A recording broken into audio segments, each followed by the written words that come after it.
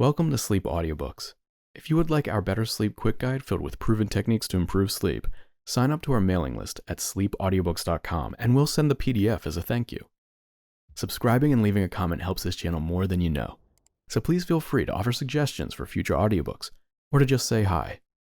Thank you for listening. We hope you have an excellent night's sleep. This is Sleep Audiobooks.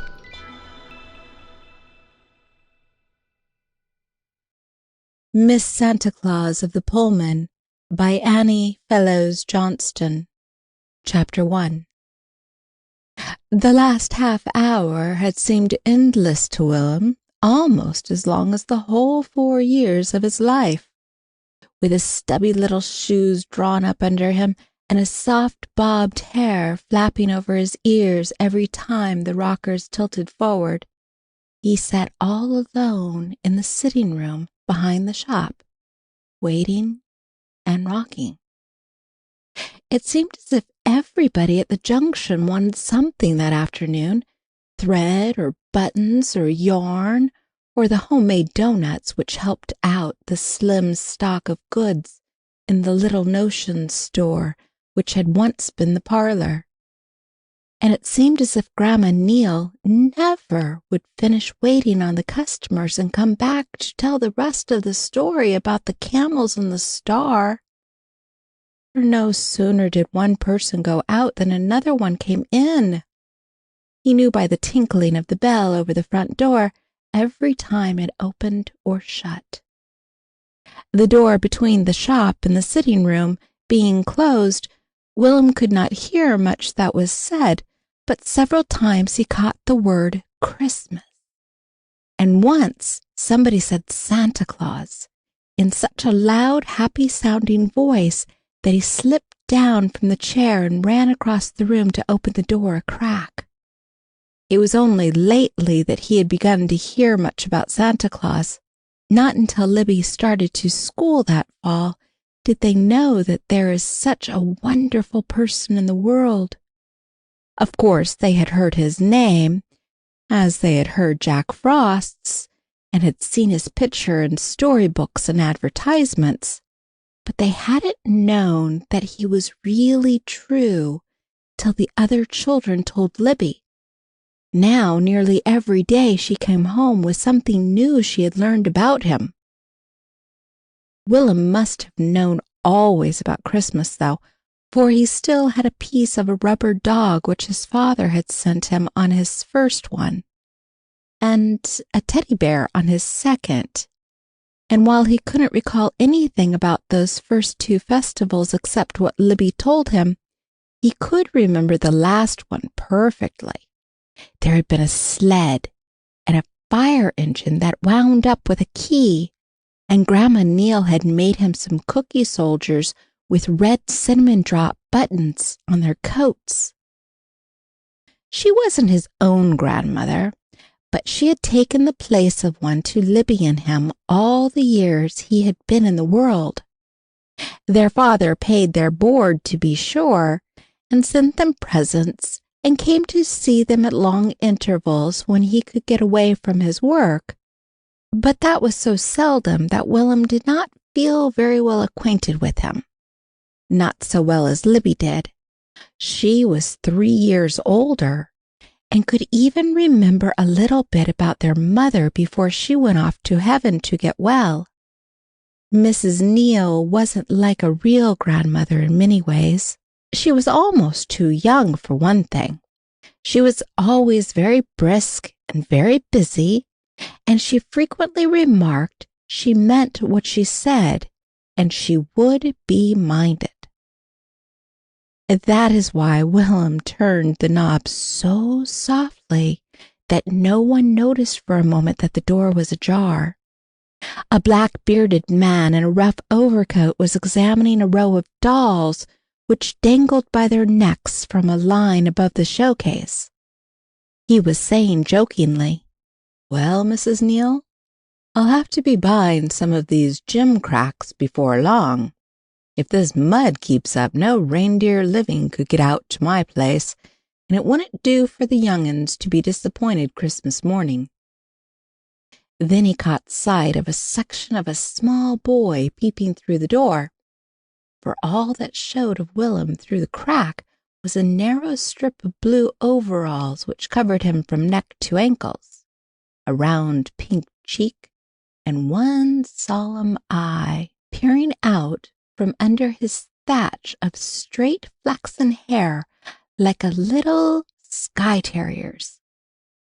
When the man saw that eye, he hurried to say, "Of course, mud oughtn't to make any difference to Santy's reindeer. They take the Skye road, right over the housetops and all." The crack widened till two eyes peeped in, shining with interest, and both stubby shoes ventured over the threshold. A familiar sniffle made Grandma Neal turn round. "Go back to the fire, William," she said briskly. "It isn't warm enough in here for you with that cold of yours." The order was obeyed as promptly as it was given, but with a bang of the door so rebellious and unexpected that the man laughed. There was an amused expression on the woman's face, too, as she glanced up from the package she was tying, to explain with an indulgent smile, "That wasn't all temper, Mr. Woods. It was part embarrassment that made him slam the door. Usually he doesn't mind strangers, but he takes spells like that sometimes." "That's only natural," was the drawling answer. "But it isn't everybody who knows how to manage children, Mrs. Neal. I hope now that his stepmother, when he gets her, will understand him as well as you do. My wife tells me that the poor little kids are going to have one soon. How do they take to the notion?" Mrs. Neal stiffened a little at the question. Although he was an old friend and his interest was natural under the circumstances, there was a slight pause. Then she said, "I haven't mentioned the subject to them yet. No use to make them cross that bridge before they get to it. I've no doubt Molly will be good to them. She was a nice little thing when she used to go to school here at the Junction." "It's queer," mused the man. "Now she and Bill Branford used to think so much of each other, from their first reader days till both families moved away from here. And then that they should come across each other after all these years, from different states, too. Instinctively they had lowered their voices, but Will'm on the other side of the closed door was making too much noise of his own to hear anything they were saying. Lying full length on the rug in front of the fire, he batted his heels up and down on the floor and pouted. His cold made him miserable, and being sent out of the shop made him cross. If he had been allowed to stay, there's no telling what he might have heard about those reindeer to repeat to Libby when she came home from school. Suddenly, Will'm remembered the last bit of information which she had brought home to him, and scrambling hastily up from the floor, he climbed into the rocking chair as if something were after him. "Santa Claus is apt to be looking down the chimney any minute to see how you're behaving, and no matter if your lips don't show it outside, he knows when you're all puckered up with crossness and pouting on the inside." At that terrible thought, Will'm began to rock violently back and forth and sing. It was a croaky, sniffling little tune that he sang. His voice sounded thin and far away even to his own ears, because his cold was so bad. But the thought that Santa might be listening and could write him down as a good little boy kept him valiantly at it for several minutes. Then, because he had a way of chanting his thoughts out loud sometimes, instead of thinking them to himself, he went on, half chanting, half talking, the story of the camels and the star, which he was waiting for Grandma Neal to come back and finish. He knew it as well as she did, because she had told it to him so often in the last week. And the wise men rode through the night, and they rode and they rode, and the bells on the bridles went ting-a-ling, just like the bell on Drama's shop door, and the great big star shined down on him and went ahead to show him the way, and the great big reindeer running along the sky road. He was mixing Grandma Neal's story now with what he had heard through the crack in the door, and he found the mixture much more thrilling than the original recital. And they runnin', and they runnin', and the sleigh bells went tingling, just like the bell on Grandma's shop door. And after a long time they all come to the house where the baby king was at. And the wise men jumped off their camels and knelt down and opened all their boxes of pretty things for him to play with. And the reindeer knelt down on the roof where the great big shining star stood still, so Santy could empty all his pack down the baby king's chimney. It was a queer procession which wandered through Willem's sniffling sing-song account. To the camels, sages, and herald angels, to the shepherds and the little woolly white lambs of the Judean hills, were added not only Bo Peep and her flock, but Bo the black sheep and the reindeer team of an unscriptural St. Nicholas. But it was all Holy Writ to Willem. Presently the mere thought of angels and stars and silver bells gave him such a big warm feeling inside that he was brimming over with goodwill to everybody. When Libby came home from school a few minutes later, he was in the midst of his favorite game, one which he played at intervals all through the day. The game was railroad train, suggested naturally enough by the constant switching of cars and snorting of engines which went on all day and night at this busy junction. It was one in which he could be a star performer in each part, as he personated fireman, engineer, conductor, and passenger in turn. At the moment Libby came in, he was the engine itself, backing, puffing, and whistling, his arms going like piston rods, and his pursed-up little mouth giving a very fair imitation of letting off steam. "Look out!" he cried warningly. "You'll get runned over." But instead of heeding his warning, Libby planted herself directly in the path of the oncoming engine, ignoring so completely the part he was playing that he stopped short in surprise. Ordinarily she would have fallen in with the game, but now she seemed blind and deaf to the fact that he was playing anything at all. Usually, coming in the back way, she left her muddy overshoes on the latticed porch, her lunch basket on the kitchen table, her wraps on their particular hook in the entry. She was an orderly little soul, but today she came in, her coat half off, her hood trailing down her back by its strings, and her thin little tails of tightly braided hair fuzzy and untied from running bareheaded all the way home to tell the exciting news. She told it in gasps. "You can write letters to Santa Claus for whatever you want and put them up the chimney, and he gets them, and whatever you ask for he'll bring you if you're good." Instantly the engine was a little boy again, all a-tingle with his new delicious mystery of Christmastide. He climbed up into the rocking chair and listened, the rapt look on his face deepening. In proof of what she told, Libby had a letter all written and addressed, ready to send.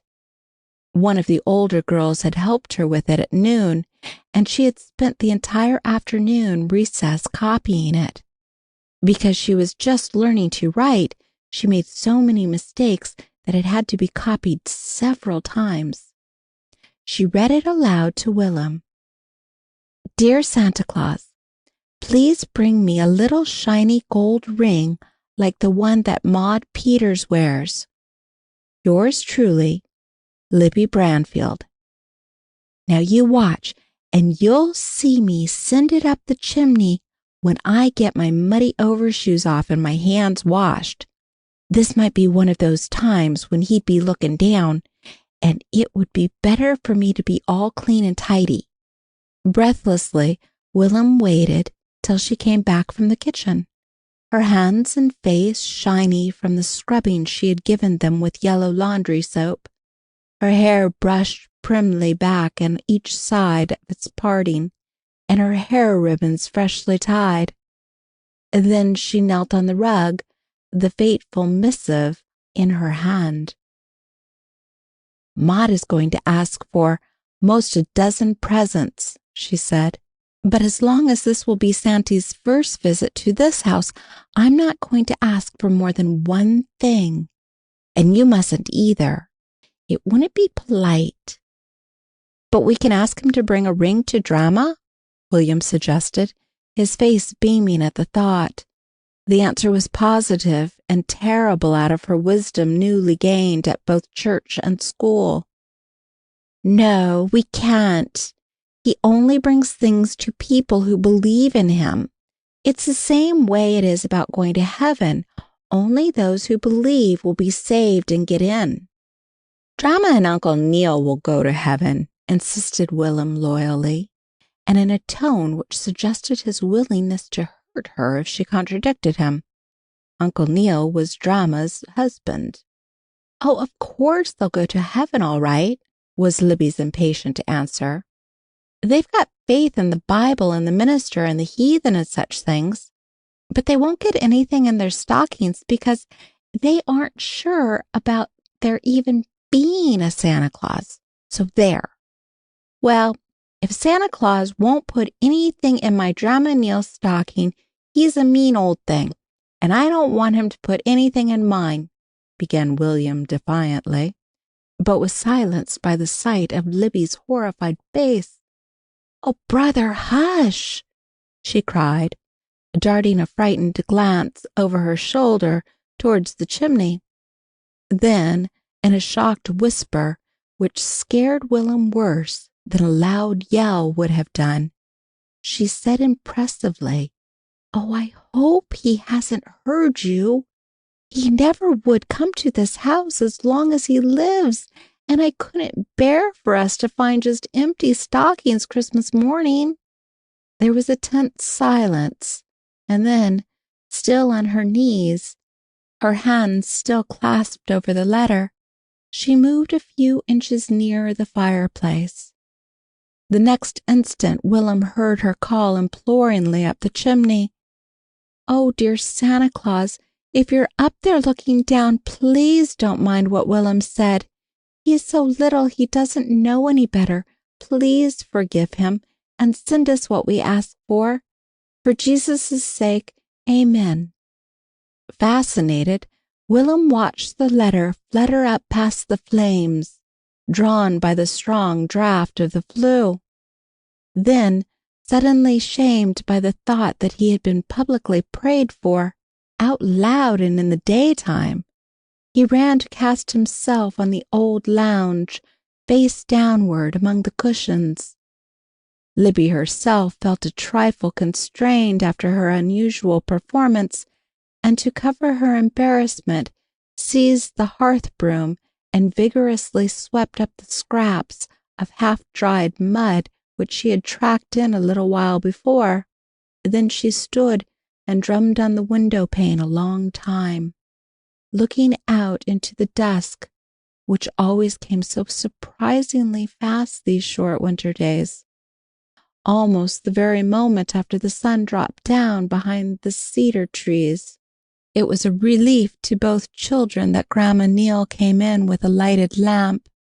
Her cheerful call to know who was going to help her set the supper table gave Will'm an excuse to spring up from the lounge cushions and face his little world once more in a natural and matter-of-course way.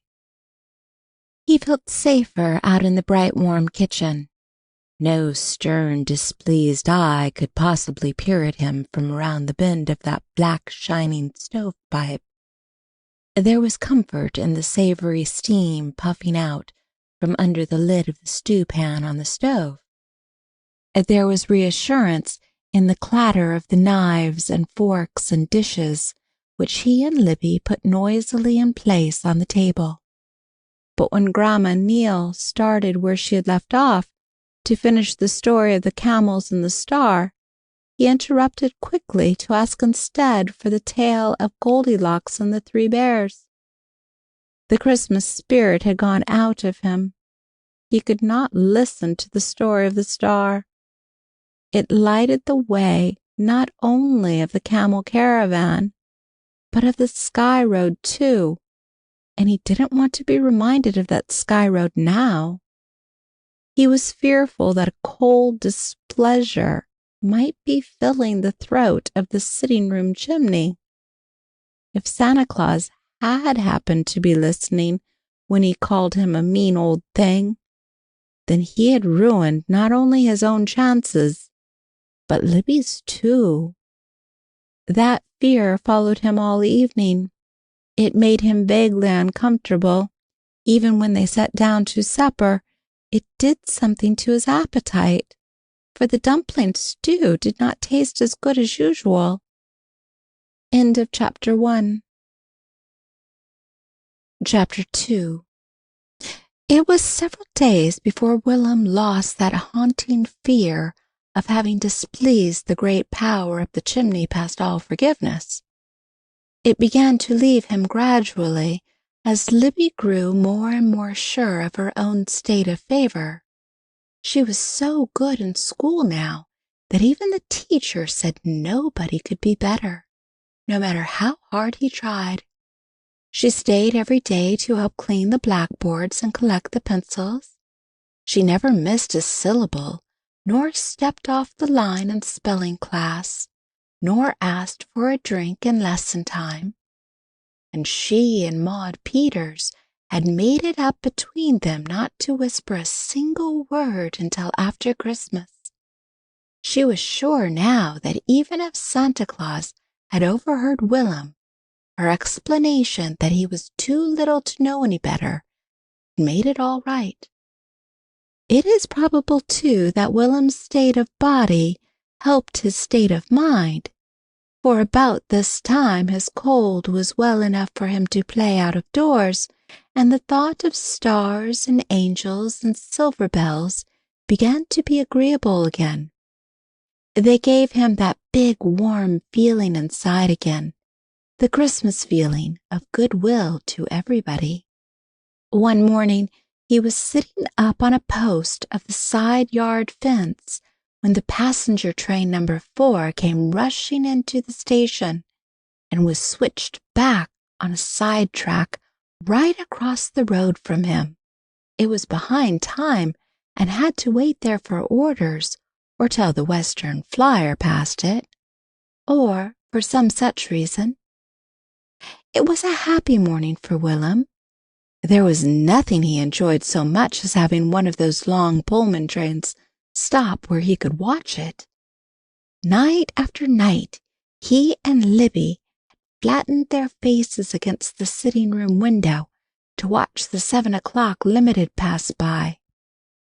Through its brilliantly lighted windows, they loved to see the passengers at dinner. The white tables with their gleam of glass and shine of silver and glow of shaded lights seemed wonderful to them. More wonderful still was it to be eating as unconcernedly as if one were at home, with the train jiggling the tables while it leaped across the country at its highest speed. The people who could do such things must be wonderful too. There were times when passengers flattened their faces against the glass to see why the train had stopped, caught the gleam of a cheerful home window across the road, and holding shielded hands at either side of their eyes as they peered through the darkness, smiled to discover these two eager little watchers who counted the stopping of the Pullman at this junction as the greatest event of the day. Willem and Libby knew nearly every engineer and conductor on the road by sight, and had their own names for them. The engineer on this morning train they called Mr. Smiley, because he always had a cheerful grin for them, and sometimes a wave of his big grimy hand. This time Mr. Smiley was too busy and too provoked by the delay to pay any attention to the small boy perched on the fence post. Some of the passengers, finding that they might have to wait half an hour or more, began to climb out and walk up and down the road past him.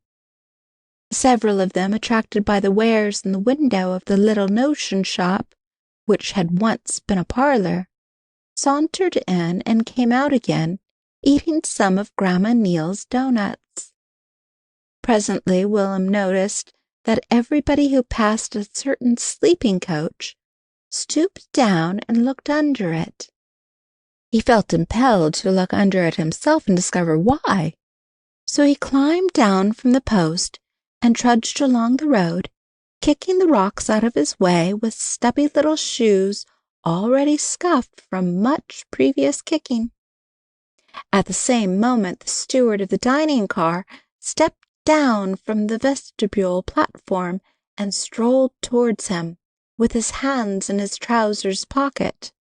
"Hello, son," he remarked good-humoredly in passing, giving an amused glance at the solemn child stuffed into a gray sweater and blue mittens, with a toboggan cap pulled down over his soft bobbed hair. Usually Willem responded to such greetings. So many people came into the shop that he was not often abashed by strangers. But this time he was so busy looking at something that dangled from the steward's vest pocket that he failed to say hello back at him. It was what seemed to be the smallest gold watch he had ever seen, and it impressed him as very queer that the man should wear it on the outside of his pocket instead of on the inside. He stopped still in the road and stared at it until the man passed him. Then he turned and followed him slowly at a distance. A few rods further on, the steward stooped and looked under the coach, and spoke to a man who was out of sight, but who was hammering on the other side. A voice called back something about a hot box and cutting out that coach, and reminded of his original purpose, Willem followed on and looked likewise. Although he squatted down and looked for a long time, he couldn't see a single box, only the legs of the man who was hammering on the other side. But just as he straightened up again, he caught the gleam of something round and shiningly golden, something no bigger than a quarter, laying almost between his feet.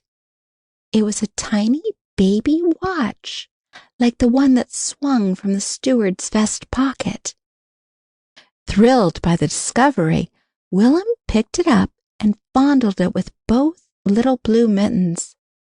It didn't tick when he held it to his ear, and he couldn't open it, but he was sure that Uncle Neal could open it and start it to going, and he was sure that it was the littlest watch in the world.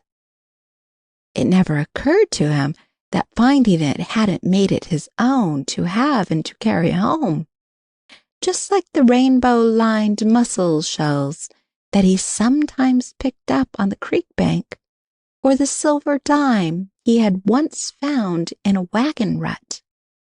Then he looked up to see the steward strolling back towards him again, his hands still in his trousers pockets. But this time no fascinating baby watch bobbed back and forth against his vest as he walked, and Willem knew with a sudden stab of disappointment that was as bad as earache that the watch that he was fondling could never be his to carry home and show proudly to Uncle Neal. It belonged to the man. "Here," he said, holding it out in the blue mitten. "Well, I vow!" exclaimed the steward, looking down at his watch fob and then snatching the little disk of gold from the outstretched hand. "I wouldn't have lost that for hardly anything. It must have come loose when I stooped to look under the car. I think more of that than almost anything I've got. See?" And then Willem saw that it was not a watch, but a little locket made to hang from a bar that was fastened to a wide black ribbon fob. The man pulled out the fob, and there on the other end, where it had been in his pocket all the time, was a big watch, as big as Willem's fist. The locket flew open when he touched a spring, and there were 2 pictures inside, one of a lady and one of a jolly fat-cheeked baby.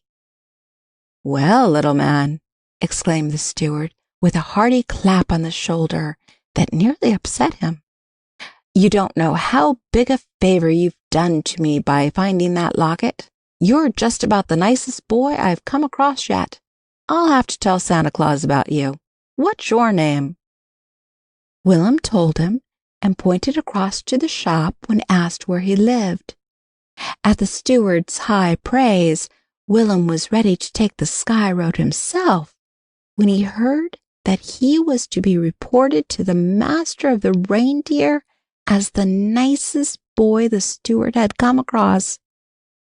His disappointment vanished so quickly that he even forgot that he had been disappointed. And when the steward caught him under the arms and swung him up the steps, saying something about finding an orange, he was thrilled with a wild, brave sense of adventure. Discovering that Willem had never been on a Pullman since he could remember, the steward took him through the diner to the kitchen, showing him all the sights and explaining all the mysteries. It was as good as a show to watch the child's face. He had never dreamed that such roasting and broiling went on in the narrow space of the kitchen car, or that such quantities of edibles were stored away in the mammoth refrigerators which stood almost touching the red-hot ranges. Big shining fish from far-off waters, such as the Junction had never heard of, lay blocked in ice in one compartment. Ripe red strawberries lay in another, although it was mid-December, and in William's part of the world, strawberries were not to be thought of before the 1st of June. There were more eggs than all the hens at the Junction could lay in a week, and a white-capped, white-jacketed colored man was beating up a dozen or so into a white mountain of meringue, which the passengers would eat by and by in the shape of some strange, delicious dessert, sitting at those fascinating tables he had passed on his way in. A quarter of an hour later, when Willem found himself on the ground again, gazing after the departing train, he was a trifle dazed with all he had seen and heard. But 3 things were clear in his mind: that he held in one hand a great yellow orange, in the other a box of prize popcorn, and in his heart the precious assurance that Santa Claus would be told by one in high authority that he was a good boy. So elated was he by this last fact that he decided on the way home to send a letter up the chimney on his own account, especially as he knew now exactly what to ask for. He had been a bit hazy on the question before. Now he knew beyond all doubt that what he wanted more than anything in the wide world was a ride on a Pullman car. He wanted to sit at one of those tables and eat things that had been cooked in that mysterious kitchen, at the same time that he was flying along through the night on the wings of a mighty dragon, breathing out smoke and fire as it flew. He went into the house by way of the shop so that he might make the bell go ting-a-ling. It was so delightfully like the bells on the camels, also like the bells on the sleigh, which would be coming before so very long to bring him what he wanted. Miss Sally Watts was sitting behind the counter crocheting. To his question of "Where's Grandma?" she answered without looking up. She and Mr. Neal have driven over to Westfield. They have some business at the courthouse. She said you're not to go off the place again till she gets back. I was to tell you when you came in. She looked everywhere to find you before she left, because she's going to be gone till late in the afternoon. Where have you been, anyhow?" Will'm told her. Miss Sally was a neighbor who often helped in the shop at times like this, and he was always glad when such times came. It was easy to tell Miss Sally things, and presently, when a few direct questions disclosed the fact that Miss Sally believed as he did, he asked her another question which had been puzzling him ever since he had decided to ask for a ride on the train. "How can Santa put a ride in a stocking?" "I don't know," answered Miss Sally, still intent on her crocheting. "But then I don't really see how he can put anything in, sleds or dolls or anything of the sort.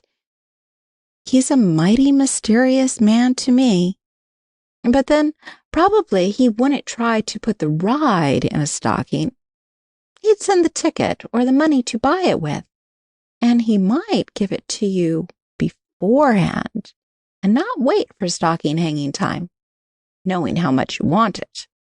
All this from Miss Sally because Mrs. Neal had just told her that the children were to be sent to their father the day before Christmas, and that they were to go on a Pullman car, because the ordinary coaches did not go straight through.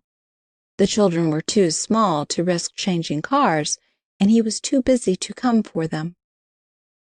Will'm stayed in the shop the rest of the morning, for Miss Sally, echoing the sentiment of everybody at the junction, felt sorry for the poor little fellow, who was soon to be sent away to a stepmother, and felt that it was her duty to do what she could toward making his world as pleasant as possible for him, while she had the opportunity. Together they ate the lunch which had been left on the pantry shelves for them. Will'm helped set it out on the table, then went back into the shop with Miss Sally. But his endless questions got on her nerves after a while, she said, and she suddenly ceased to be the good company that she had been all morning. She mended the fire in the sitting-room and told Will'm he'd better play in there till Libby came home. It was an endless afternoon, so long that after he had done everything that he could think of to pass the time, he decided he'd write his own letter and send it up the chimney himself. He couldn't possibly wait for Libby to come home and do it. He'd write a picture letter. It was easier to read pictures than print anyhow, at least for him. He slipped back into the shop long enough to get paper and a pencil from the old secretary in the corner, and then lying on his stomach on the hearth rug with his heels in the air, he began drawing his favorite sketch, a train of cars. All that can be said of the picture is that one could recognize what it was meant for. The wheels were wobbly and no two of the same size. The windows zigzagged in uneven lines and were of varied shapes. The cowcatcher looked as if it could toss anything it might pick up high enough to join the cow that jumped over the moon. But it was unmistakably a train, and the long line of smoke pouring back over it from the tipsy smokestack showed that it was going at the top of its speed, despite the struggling, scratchy lines. Any art critic must acknowledge that it had in it that intangible quality known as life and go. It puzzled Willem at first to know how to introduce himself into the picture so as to show that he was the one wanting a ride. Finally, on top of one of the cars, he drew a figure supposed to represent a boy, and after long thought, drew one just like it, except that the second figure wore a skirt. He didn't want to take the ride alone. He'd be almost afraid to go without Libby, and he knew very well that she'd like to go. She'd often played supposin' they were riding away off to the other side of the world on one of those trains which they watched nightly past the sitting-room window. He wished he could spell his name and hers. He knew only the letters with which each began, and he wasn't sure of either unless he could see the picture on the other side of the building block on which it was printed. The box of blocks was in the sitting-room closet. He brought it out, emptied it on the rug, and searched until he found the block bearing the picture of a lion. That was the king of beasts, and the L on the other side, which stood for lion, stood also for Libby. Very slowly and painstakingly, he copied the letter on his drawing, placing it directly across the girl's skirt so that there could be no mistake. Then he pawed over the blocks till he found the one with the picture of a whale. That was the king of fishes, and the W on the other side, which stood for whale, stood also for William. He tried putting the W across the boy, but as each leg was represented by one straight line only, bent at right angles at the bottom to make a foot, the result was confusing. He rubbed out the legs, made them anew, and put the W over the boy's head, drawing a thin line from the end of the W to the crossed scratches representing fingers. That plainly showed that the boy and the W were one and the same, although it gave to the unenlightened the idea that the picture had something to do with flying a kite. Then he rubbed out the L on Libby's skirt and placed it over her head, likewise connecting her letter with her fingers. The rubbing out process gave a smudgy effect. Willem was not satisfied with the result, and like a true artist who counts all labor as naught, which helps him towards that perfection which is his ideal, he laid aside the drawing as unworthy and began another. The second was better. He accomplished it with a more certain touch and with no smudges, and filled with the joy of a creator, sat and looked at it a few minutes before starting it on its flight up the flue towards the sky road. The great moment was over. He had just drawn back from watching it start when Libby came in. She came primly and quietly this time. She had waited to leave her overshoes on the porch, her lunch basket in the kitchen, her wraps in the entry. The white ruffled apron, which she had worn all day, was scarcely mused. The bows in her narrow braids stuck out stiffly and properly. Her shoes were tied and the laces tucked in. She walked on tiptoe, and every movement showed that she was keeping up the reputation she had earned for being so good that nobody could be any better, no matter how hard they tried. She had been that good for over a week. Willem ran to get the orange which had been given him that morning. He had been saving it for this moment of division.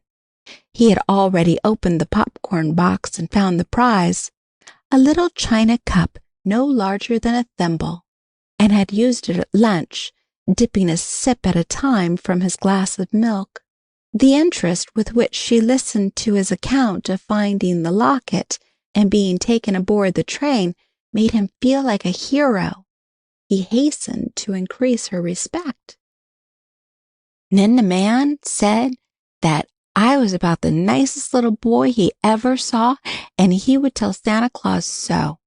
And I knew everything was all right, so I've just sent a letter up to tell him to please give me a ride on the Pullman train." Libby smiled in an amused big sister sort of way, asking how Willem supposed anybody could read his letters. He couldn't write anything but scratches. "But it was a picture letter," Willem explained triumphantly. "Anybody can read picture letters." And then he proceeded to tell what he had made and how he had marked it with the initials of the lion and the whale. To his intense surprise, Libby looked first startled, then troubled, then despairing. His heart seemed to drop down into his shoes when she exclaimed in a tragic tone, "Well, Willem Branfield, if you haven't gone and done it, I don't know whatever is going to happen to us now." And then she explained. She had already written a letter for him, with Susie Peters' help, asking in writing what she had asked before by word of mouth, that he be forgiven, and requesting that he might not find his stocking empty on Christmas morning. As to what should be in it, she had left that to Santa's generosity, because Willem had never said what he wanted. "And now," she said reproachfully, "I've told you that we ought to ask for more than one thing apiece, 'cause this is the first time he's ever been to this house, and it doesn't seem polite to ask for so much from a stranger." Willem defended himself, his chin tilted at an angle that should have been a warning to one who could read such danger signals. "I only asked for one thing for me and one for you."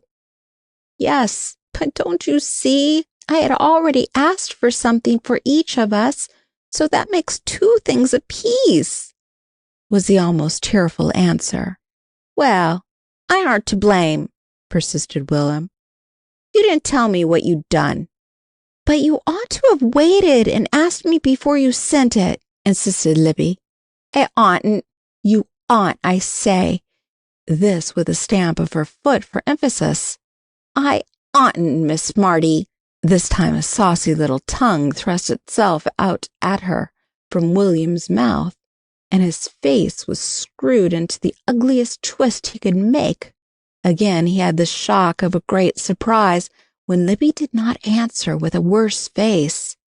Instead, she lifted her head a little and said in a voice almost honey-sweet, but so loud that it seemed intended for other ears than Willem's, "Very well. Have your own way, brother, but Santa Claus knows that I didn't want to be greedy and ask for 2 things." Willem answered in what was fairly a shout, "And he knows that I didn't neither." The shout was followed by a whisper. "Say, Libby, do you suppose he heard that?" Libby's answer was a convincing nod. End of Chapter 2. And Chapter 3. After spending several days wondering how she could best break the news to the children that their father was going to take them away, Mrs. Neal decided that she would wait until the last possible moment. Then she would tell them that their father had a Christmas present for them, nicer than anything he had ever given them before. It was something that couldn't be sent to them, so he wanted them to go all the way on the cars to his new home to see it. Then, after they had guessed everything they could think of, and were fairly hopping up and down with impatient curiosity, she'd tell them what it was. A new mother. She decided not to tell them that they were never coming back to the Junction to live. It would be better for them to think of this return to their father as just a visit until they were used to their new surroundings. It would make it easier for all concerned if they could be started off happy and pleasantly expectant. Then, if Molly had grown up to be as nice a woman as she had been a young girl, she could safely trust the rest to her. The children would soon be loving her so much that they wouldn't want to come back. But Mrs. Neal had not taken into account that her news was no longer a secret.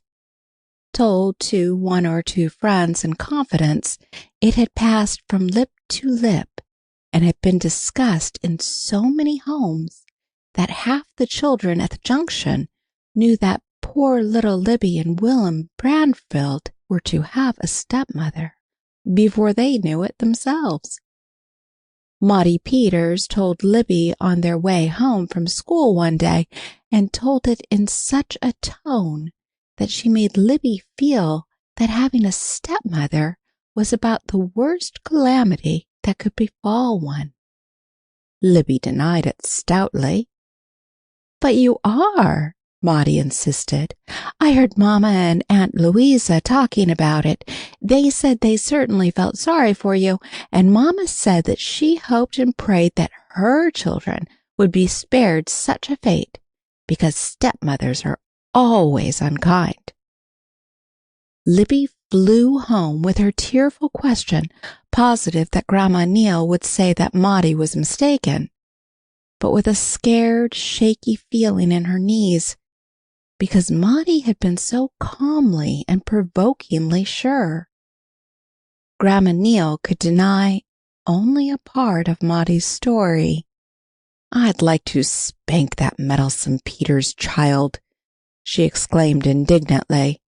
"Here I've been keeping it as a grand surprise for you that your father is going to give you a new mother for Christmas, and thinking what a fine time you'd have going on the cars to see them, and now Maudie has to go and tattle and tell it in such an ugly way that she makes it seem like something bad instead of the nicest thing that could happen to you.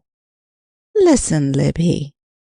For Libby, at this confirmation of Maudie's tale, instead of the denial which she had hoped for, had crooked her arm over her face and was crying out loud into her little brown gingham sleeve, as if her heart would break.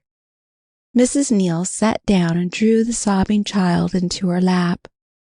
"Listen, Libby," she said again. "This lady that your father has married used to live here at the junction when she was a little girl no bigger than you. Her name was Molly Blair, and she looked something like you, had the same hair color, and wore it in 2 little plaits just as you do. Everybody liked her. She was so gentle and kind, she wouldn't have done anything to hurt anyone's feelings any more than a little white kitten would. Your father was a boy then, and he lived here, and they went to school together and played together, just as you and Walter Gray do. He's known her all her life, and he knew very well when he asked her to take the place of a mother to his little children that she'd be dear and good to you. Do you think you could change so in growing up that you could be unkind to any little child that was put in your care? No," sobbed Libby. "And neither could she," was the emphatic answer. "You can just tell Maudie Peters that she doesn't know what she is talking about." Libby repeated the message next day, emphatically and defiantly, with her chin in the air. That talk with Grandma Neal and another longer one which followed at bedtime helped her to see things in their right light. Besides, several things which Grandma Neal told her made a visit to her father seem quite desirable. It would be fine to be in a city where there was something interesting to see every minute. She knew from other sources that in a city you might expect a hand organ and a monkey to come down the street almost any day, and it would be grand to live in a house like the one they were going to, with an upstairs to it and a piano in the parlor. But despite Mrs. Neal's efforts to set matters straight, the poison of Maudie's suggestion had done its work. Willem had been in the room when Libby had come home with her question, and the wild way she broke out crying made him feel that something awful was going to happen to them. He had never heard of a stepmother before. By some queer association of words, his baby brain had confused it with a stepladder. There was such a ladder in the shop with a broken hinge. He had always been warned not to climb up on it. It might fall over with him and hurt him dreadfully. Even when everything had been explained to him, and he agreed that it would be lovely to take that long ride on the Pullman to see his poor father, who was so lonely without his little boy, the poison of Maudie's suggestion still stayed with him. Something, he didn't know exactly what, but something was going to fall with him and hurt him dreadfully if he didn't look out. It's strange how much there is to learn about persons after you once begin to hear of them. It had been that way about Santa Claus. They had scarcely known his name, and then all of a sudden they heard so much that instead of being a complete stranger, he was a part of everything they said and did and thought. Now they were learning just as fast about stepmothers. Grandma and Uncle Neil and Miss Sally told them a great deal, all good things, and it was surprising how much else they had learned that wasn't good. Just by the wag of someone's head, or a shrug of the shoulders, or the pitying way some of the customers spoke to them. When Libby came crying home from school the second time, because one of the boys called her Cinderella and told her she would have to sit in the ashes and wear rags, and another one said no, she'd be like Snow White and have to eat poisoned apples, Grandma Neal was so indignant that she sent after Libby's books, saying that she would not be back at school any more. Next day, Libby told Willem the rest of what the boys had said to her. All the stepmothers in stories are cruel like Cinderella's and Snow White's, and sometimes they are cruel. They are always cruel when they have a tusk. Susie Peters told her what a tusk is and showed her a picture of a cruel hag that had one. It's an awful long, ugly tooth that sticks away out of the side of your mouth like a pig's. It was a puzzle for both Libby and Willem to know whom to believe. They had sided with Maudie and the others in their faith in Santa Claus. How could they tell but that Grandma and Uncle Neil might be mistaken about their belief in stepmothers, too?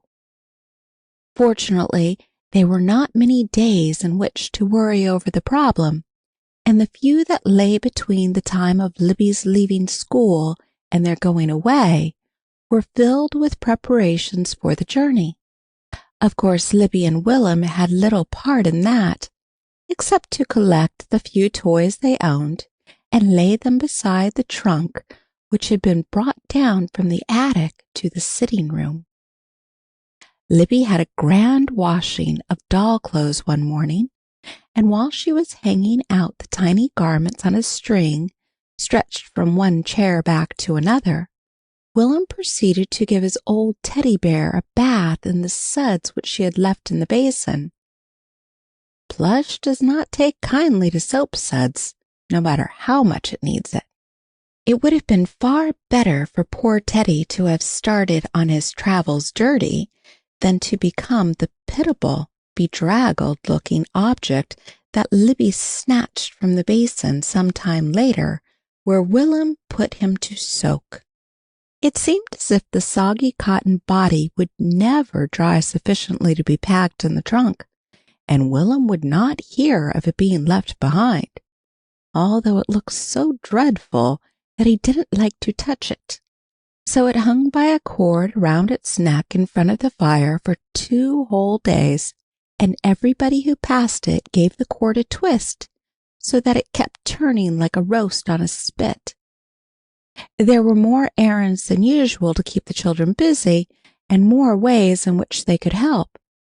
As Christmas drew nearer and nearer, everybody was needed in the shop every minute, and Mrs. Neal had her hands full with the extra work of looking over their clothes and putting every garment in order.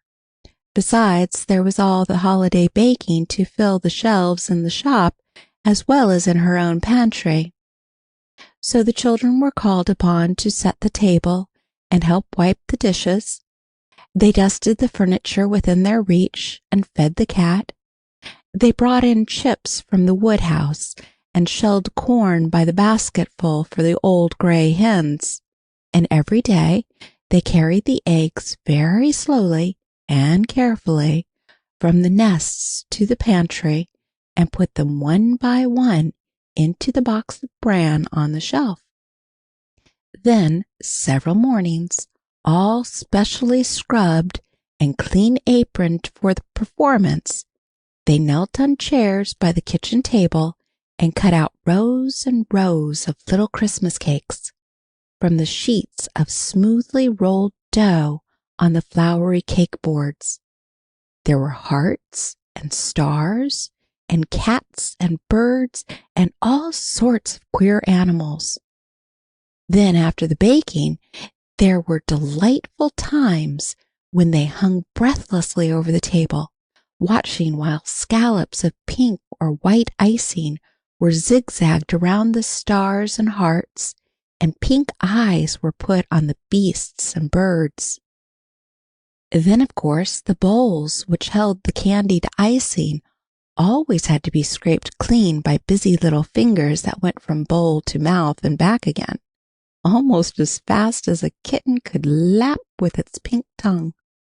Oh, those last days in the old kitchen and sitting room behind the shop were the best days of all, and it was good that Willem and Libby were kept so busy every minute that they had no time to realize that they were last days, and that they were rapidly coming to an end. It was not until the last night that Willem seemed to comprehend that they were really going away the next day. He had been very busy helping get supper, for it was the kind that he specially liked. Uncle Neil had brought in a rabbit already skinned and dressed, which had been trapped that afternoon, and Willem had gone round the room for nearly an hour, sniffing hungrily while it sputtered and browned in the skillet, smelling more tempting and delectable every minute. And he had watched while Grandma Neal lifted each crisp, brown piece up on a fork and laid it on the hot waiting platter, and then stirred into the skillet the things that go to the making of a delicious cream gravy. Suddenly, in the ecstasy of anticipation, William was moved to throw his arms round Grandma Neal's skirts, gathering them in about her knees in such a violent hug that he almost upset her. "Oh, Rabbit Dravy!" he exclaimed in a tone of such rapture that everybody laughed. Uncle Neil, who had already taken his place at the table and was waiting too, with his chair tipped back on its hind legs, reached forward and gave Willem's cheek a playful pinch. "It's easy to tell what you think is the best tasting thing in the world," he said teasingly. "Just the smell of it puts the smile on your face that won't wear off." Always when his favorite dish was on the table, Willem passed his plate back several times for more. Tonight, after the fourth ladleful, Uncle Neil hesitated. "Haven't you had about all that's good for you, kiddo?" he asked. "Remember, you're going away in the morning, and you don't want to make yourself sick when you're starting off with just Libby to look after you." There was no answer for a second. Then Willem couldn't climb out of his chair fast enough to hide the trembling of his mouth and the gathering of unmanly tears. He cast himself across Mrs. Neal's lap, screaming, "I aren't going away. I won't leave my drama, and I won't go where there'll never be any more good rabbit dravy." They quieted him after a while and comforted him with promises of the time when he should come back and be their little boy again. But he did not romp around as usual when he started to bed. He realized that when he came again, maybe the little crib bed would be too small to hold him, and things would never be the same again. Libby was quiet and inwardly tearful for another reason. They were to leave the very day on the night of which people hung up their stockings. Would Santa Claus know of their going and follow them? Willem would be getting what he asked for, a ride on the Pullman, but how was she to get her gold ring? She lay awake quite a long while worrying about it, but finally decided that she had been so good, so very good, that Santa would find some way to keep his part of the bargain. She hadn't even fussed and rebelled about going back to her father, as Maudie had advised her to do, and she had helped to persuade Willem to accept quietly. What couldn't be helped? The bell over the shop door went ting-a-ling many times that evening to admit belated customers, and as she grew drowsier and drowsier, it began to sound like those other bells which would go tinkling along the Sky Road tomorrow night. Ah, that Sky Road!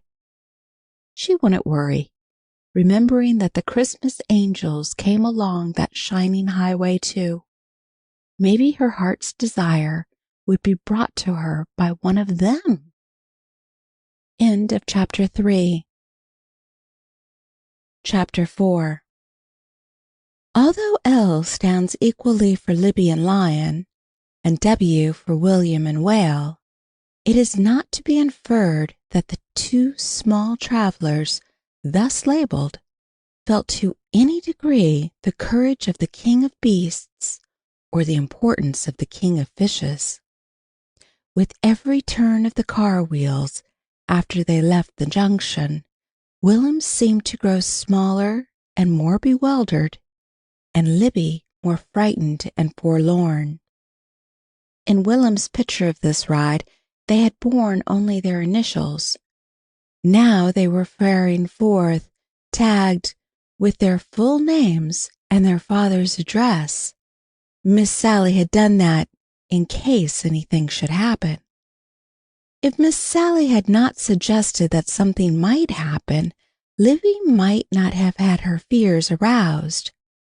And if they had been allowed to travel all the way in the toilet room, which Miss Sally and Grandma Neal showed them while the train waited its usual 10 minutes at the junction, they could have kept themselves too busy to think about the perils of pilgrimage.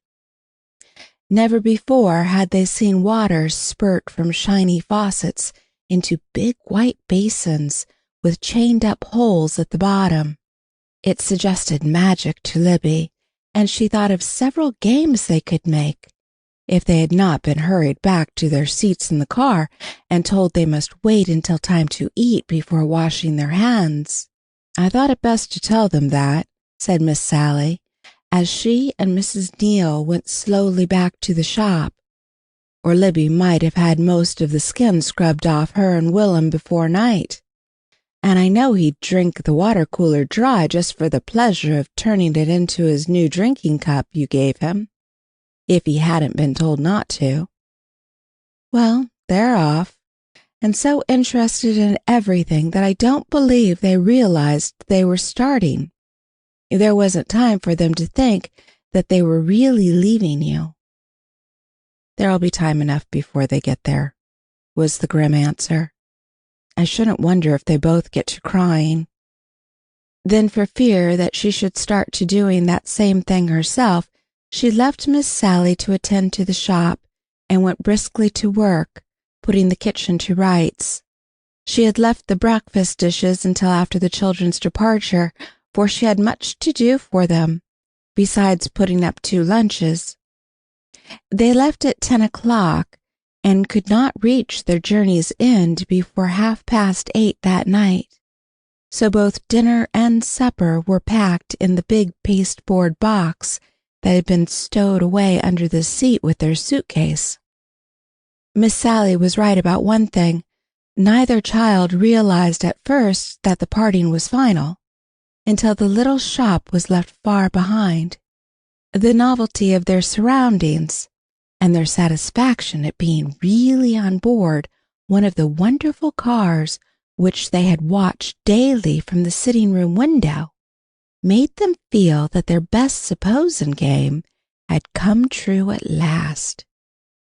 But they hadn't gone 5 miles until the landscape began to look unfamiliar. They had never been in this direction before, toward the hill country. Their drives behind Uncle Neil's old gray mare had always been the other direction. 5 miles more, and they were strangers in a strange land. 15 miles, and they were experiencing the bitterness of exiles from home, whom splendor dazzles in vain. There was no charm left in the luxurious Pullman with its gorgeous red plush seats and shining mirrors. All the people they could see over the backs of those seats or reflected in those mirrors were strangers. It made them even more lonely and aloof because the people did not seem to be strangers to each other. All up and down the car they talked and joked, as people in this free and happy land always do when it's the day before Christmas and they are going home, whether they know each other or not.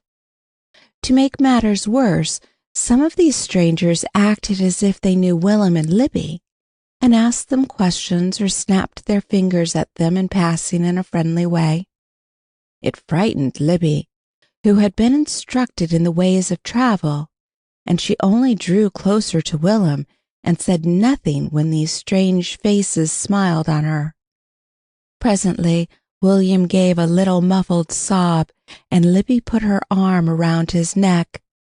It gave him a sense of protection, but it also started the tears which he had been fighting back for several minutes, and drawing himself up into a bunch of misery close beside her, he cried softly, his face hidden against her shoulder.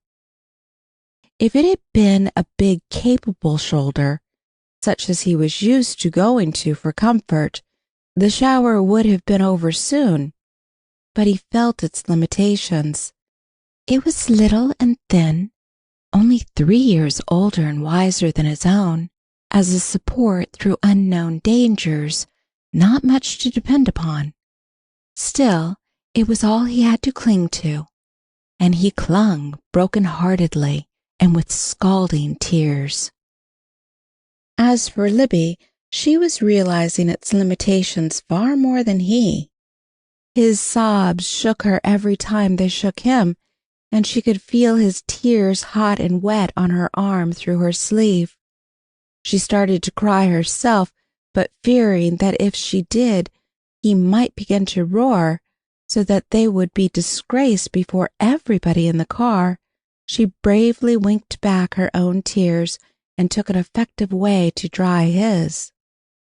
Miss Sally had told them not to wash before it was time to eat, but of course Miss Sally had not known that Willem was going to cry and smudge his face all over till it was a sight. If she couldn't stop him somehow, he'd keep on till he was sick, and she'd been told to take care of him. The little shoulder humped itself in a way that showed some motherly instinct was teaching it how to adjust itself to its new burden of responsibility, and she said in a comforting way, "Come on, brother, let's go and try what it's like to wash in that big white basin with the chained-up hole in the bottom of it." There was a bowl apiece, and for the first 5 minutes their hands were white ducks swimming in a pond. Then the faucets were shining silver dragons, spouting out steams of water from their mouths to drown 4 little mermaids, who were not real mermaids, but children whom a wicked witch had changed to such, and thrown into a pool. Then they blew soap bubbles through their hands till Willem's squeal of delight over one especially fine bubble, which rested on the carpet a moment instead of bursting, brought the porter to the door to see what was the matter. They were not used to colored people.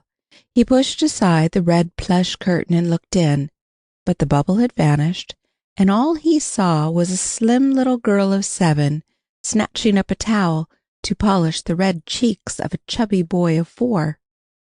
When they went back to their seats, their fingertips were curiously wrinkled from long immersion in the hot soap suds, but the ache was gone out of their throats, and Libby thought it might be well for them to eat their dinner while their hands were so very clean. It was only 11:15, but it seemed to them that they had been traveling nearly a whole day. A chill of disappointment came to Willem when his food was handed to him out of a pasteboard box. He had not thought to eat it in this primitive fashion. He had expected to sit at one of the little tables, but Libby didn't know what one had to do to gain the privilege of using them. The trip was not turning out to be all he had fondly imagined. Still, the lunch in the pasteboard box was not to be despised. Even disappointment could not destroy the taste of Grandma Neal's chicken sandwiches and blackberry jam. By the time they had eaten all they wanted, and tied up the box, and washed their hands again, no bubbles and games this time for fear of the porter, it had begun to snow, and they found entertainment in watching the flakes that swirled against the panes in all sorts of beautiful patterns. They knelt on opposite seats, each against a window. Sometimes the snow seemed to come in sheets, shutting out all view of the little hamlets and farmhouses past which they whizzed, with deep warning whistles, and sometimes it lifted to give them glimpses of windows with holly wreaths hanging from scarlet bows, and eager little faces peering out at the passing train, the way theirs used to peer years ago, it seemed, before they started on this endless journey. It makes one sleepy to watch the snow fall for a long time. After a while, Willem climbed down from the window and cuddled up beside Libby again, with his soft bobbed hair tickling her ear as he rested against her. He went to sleep so, and she put her arm around his neck again to keep him from slipping. The card with which Miss Sally had tagged him slid along its cord and stuck up above his collar, prodding his chin. Libby pushed it back out of sight and felt under her dress for her own. They must be kept safely, in case something should happen. She wondered what Miss Sally meant by that. What could happen? Their own Mr. Smiley was on the engine, and the conductor had been asked to keep an eye on them. Then her suddenly awakened fear began to suggest answers. Maybe something might keep her father from coming to meet them. She and Willem wouldn't know what to do or where to go. They'd be lost in a great city like the little match girl was on Christmas Eve, and they'd freeze to death on some stranger's doorstep. There was a picture of the match girl thus frozen in the Hans Andersen book which Susie Peters kept in her desk at school. There was a cruel stepmother picture in the same book, Libby remembered, and recollections of that turned her thoughts into still deeper channels of foreboding. What would she be like? What was going to happen to her and Willem at the end of this journey, if it ever came to an end? If only they could be back at the junction, safe and sound. The tears began to drip slowly. She wiped them away with the back of the hand that was farthest away from Willem. She was miserable enough to die, but she didn't want him to wake up and find it out. A lady who had been watching her for some time came and sat down in the opposite seat and asked her what was the matter, and if she was crying because she was homesick, and what was her name and how far they were going. But Libby never answered a single question. The tears just kept dripping, and her mouth working in a piteous attempt to swallow her sobs. And finally the lady saw that she was frightening her and only making matters worse by trying to comfort her. So she went back to her seat. When William wakened after a while and sat up, leaving Libby's arm all stiff and prickly from being bent in one position so long, the train had been running for miles through a lonely country where nobody seemed to live. Just as he rubbed his eyes wide awake, they came to a forest of Christmas trees. At least they looked as if all they needed to make them that was for someone to fasten candles on their snow-laden boughs. Then the whistle blew the signal that meant that the train was about to stop, and Willem scrambled up on his knees again, and they both looked out expectantly. There was no station at this place of stopping. Only a special order from some high official did this train come to a halt here, so somebody of importance must be coming aboard. All they saw at first was a snowy road opening through the grove of Christmas trees. But standing in this road, a few rods from the train, was a sleigh drawn by two big black horses. They had bells on their bridles that went ting-a-ling whenever they shook their heads or pawed the snow. The children could not see a trunk being put into the baggage car further up the track, but they saw what happened in the delay. A half-grown boy, a suitcase in one hand and a pile of packages in his arms, dashed towards the car, leaving a furry old gentleman in the sleigh to hold the horses. The old gentleman's coat was fur, and his cap was fur, and so was the great rug which covered him. Under the fur cap was thick white hair, and all over the bottom of his face was a bushy white beard, and his cheeks were red, and his eyes were laughing, and if he wasn't Santa Claus's own self, he certainly looked enough like the nicest pictures of him to be his own brother. On the seat beside him was a young girl, who, waiting only long enough to plant a kiss on one of those rosy cheeks above the snowy beard, sprang out of the sleigh and ran after the boy as hard as she could go. She was not more than 16, but she looked like a full-grown young lady to Libby, for her hair was tucked up under her little fur cap with its scarlet quill, and the long fur-bordered red coat she wore reached her ankles. One hand was thrust through a row of holly wreaths, and she was carrying all the bundles both arms could hold. By the time the boy had deposited his load in the section opposite the children's and dashed back down the aisle, there was a call of "All aboard!" They met at the door, he and the pretty girl. She laughed and nodded her thanks over her pile of bundles. He raised his hat and bolted past, but stopped an instant, just before jumping off the train, to run back and thrust his head in the door and call out laughingly, "Goodbye, Miss Santa Claus." Everybody in the car looked up and smiled, and turned and looked again as she went up the aisle, for a lovelier Christmas picture could not be imagined than the one she made in her long red coat, her arms full of packages and wreaths of holly. The little fur cap with its scarlet feather was powdered with snow, and the frosty wind had brought such a glow to her cheeks and a sparkle to her eyes that she looked the living embodiment of Christmas cheer. Her entrance seemed to bring with it the sense of all holiday joy, just as the cardinal's first note holds in it the sweetness of a whole spring. Willem edged along the seat until he was close beside Libby, and the two sat and stared at her with wide-eyed interest. That boy had called her Miss Santa Claus. if the sleigh which brought her had been drawn by reindeer, and she had carried her pack on her back instead of in her arms, they could not have been more spellbound. They scarcely breathed for a few moments.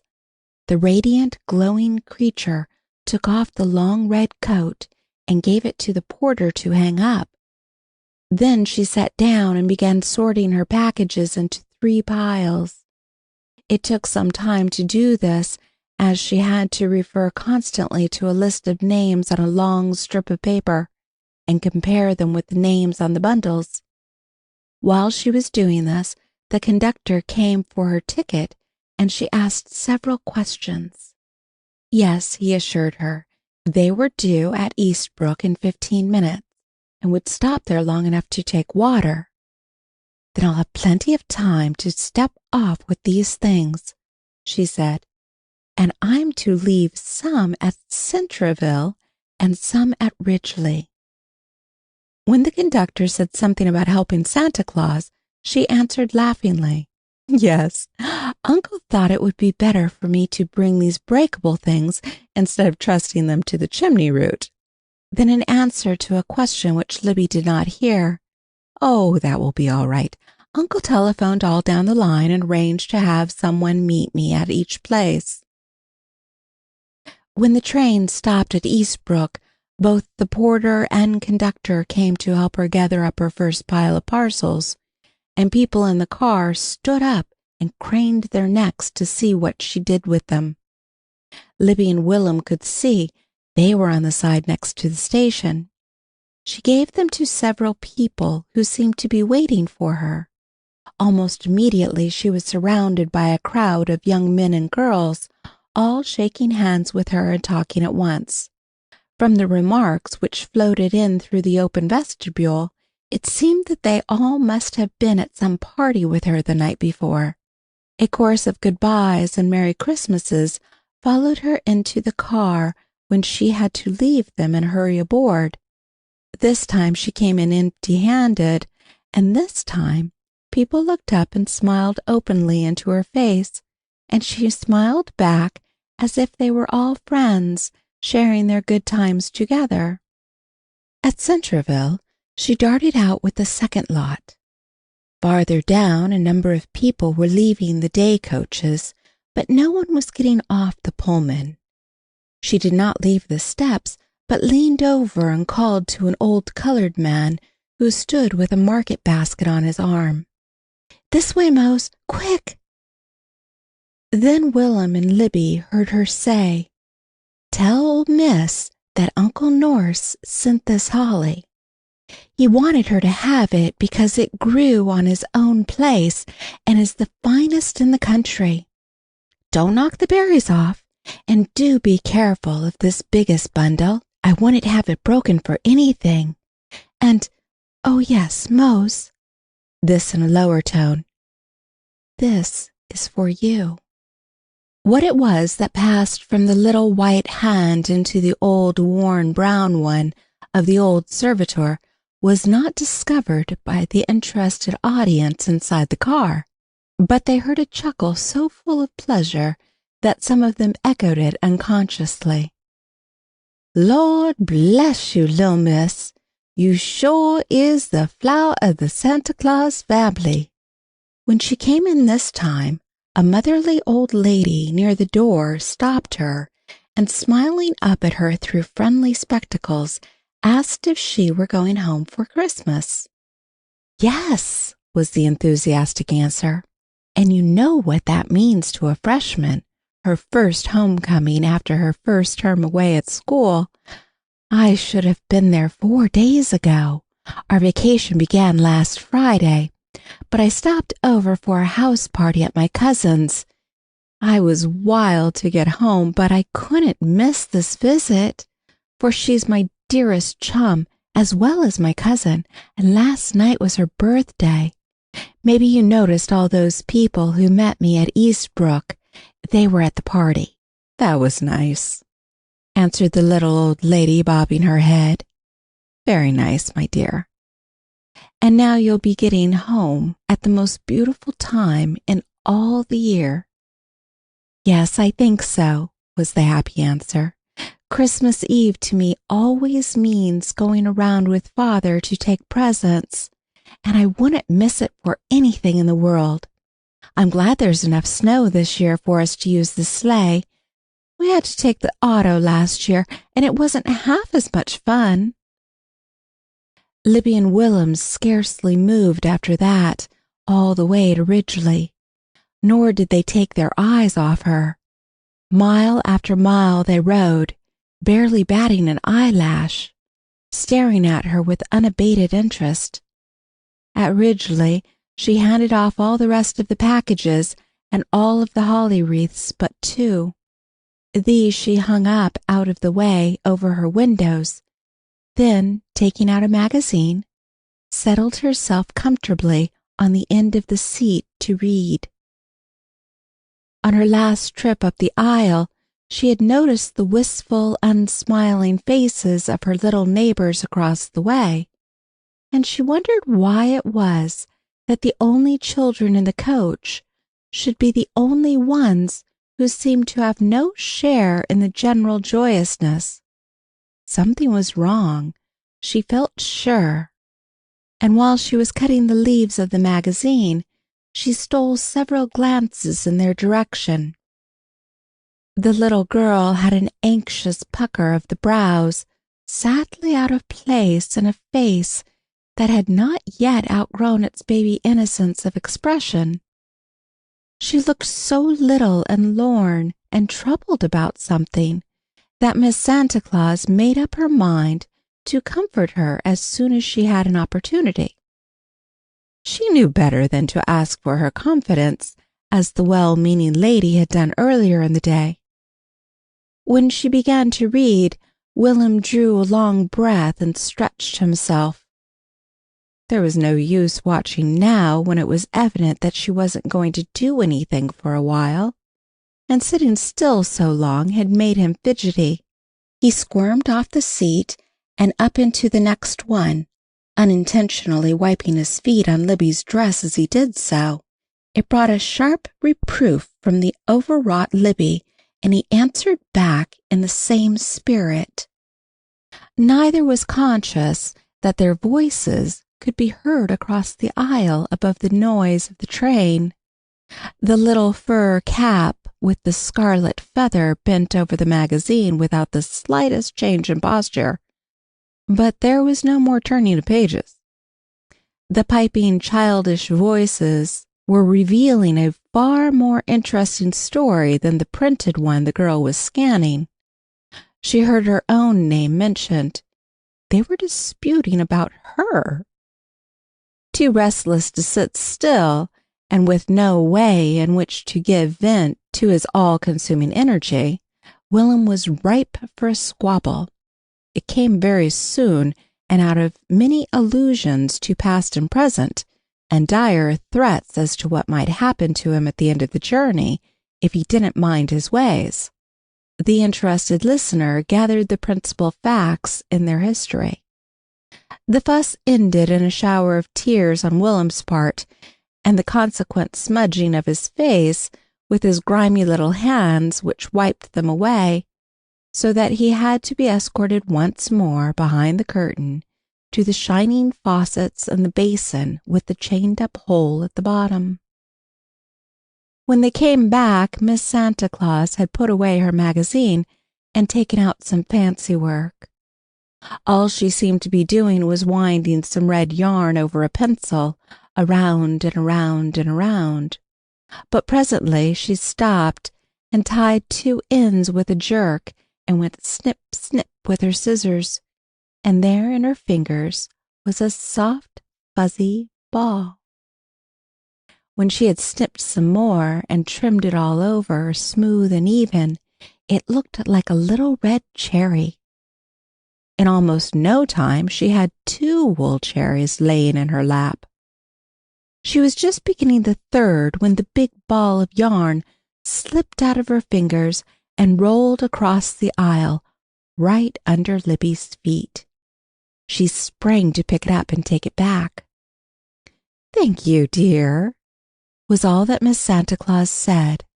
but such a smile went with it that Libby, smoothing her skirts over her knees as she primly took her seat again, felt happier than she had since leaving the junction. It wasn't 2 minutes till the ball slipped and rolled away again. This time Willem picked it up, and she thanked him in the same way. But very soon, when both scissors and ball spilled out of her lap and Libby politely brought her one and Willem the other, she did not take them. "I wonder," she said, "if you children couldn't climb up here on the seat with me and hold this old Jack and Jill of a ball and scissors. Every time one falls down and almost breaks its crown, the other goes tumbling after. I'm in such a hurry to get through. Couldn't you stay and help me a few minutes?" "Yes, ma'am," said Libby primly and timidly, sitting down on the edge of the opposite seat with the ball in her hands. Miss Santa Claus put an arm around Willem and drew him up on the seat beside her. "There," she said, "you hold the scissors, Willem, and when I'm through winding the ball that Libby holds, I'll ask you to cut the yarn for me. Did you ever see such scissors, Libby? They're made in the shape of a witch. See? She sits upon the handles, and when the blades are closed, they make the peak of her long pointed cap. They came from the old witch town of Salem." Libby darted a half-frightened look at her. She had called them both by their name. Had she been listening down the chimney too? And those witch scissors, they looked as if they might be a charm to open all sorts of secrets. Maybe she knew some charm to keep stepmothers from being cruel. Oh, if she only dared to ask.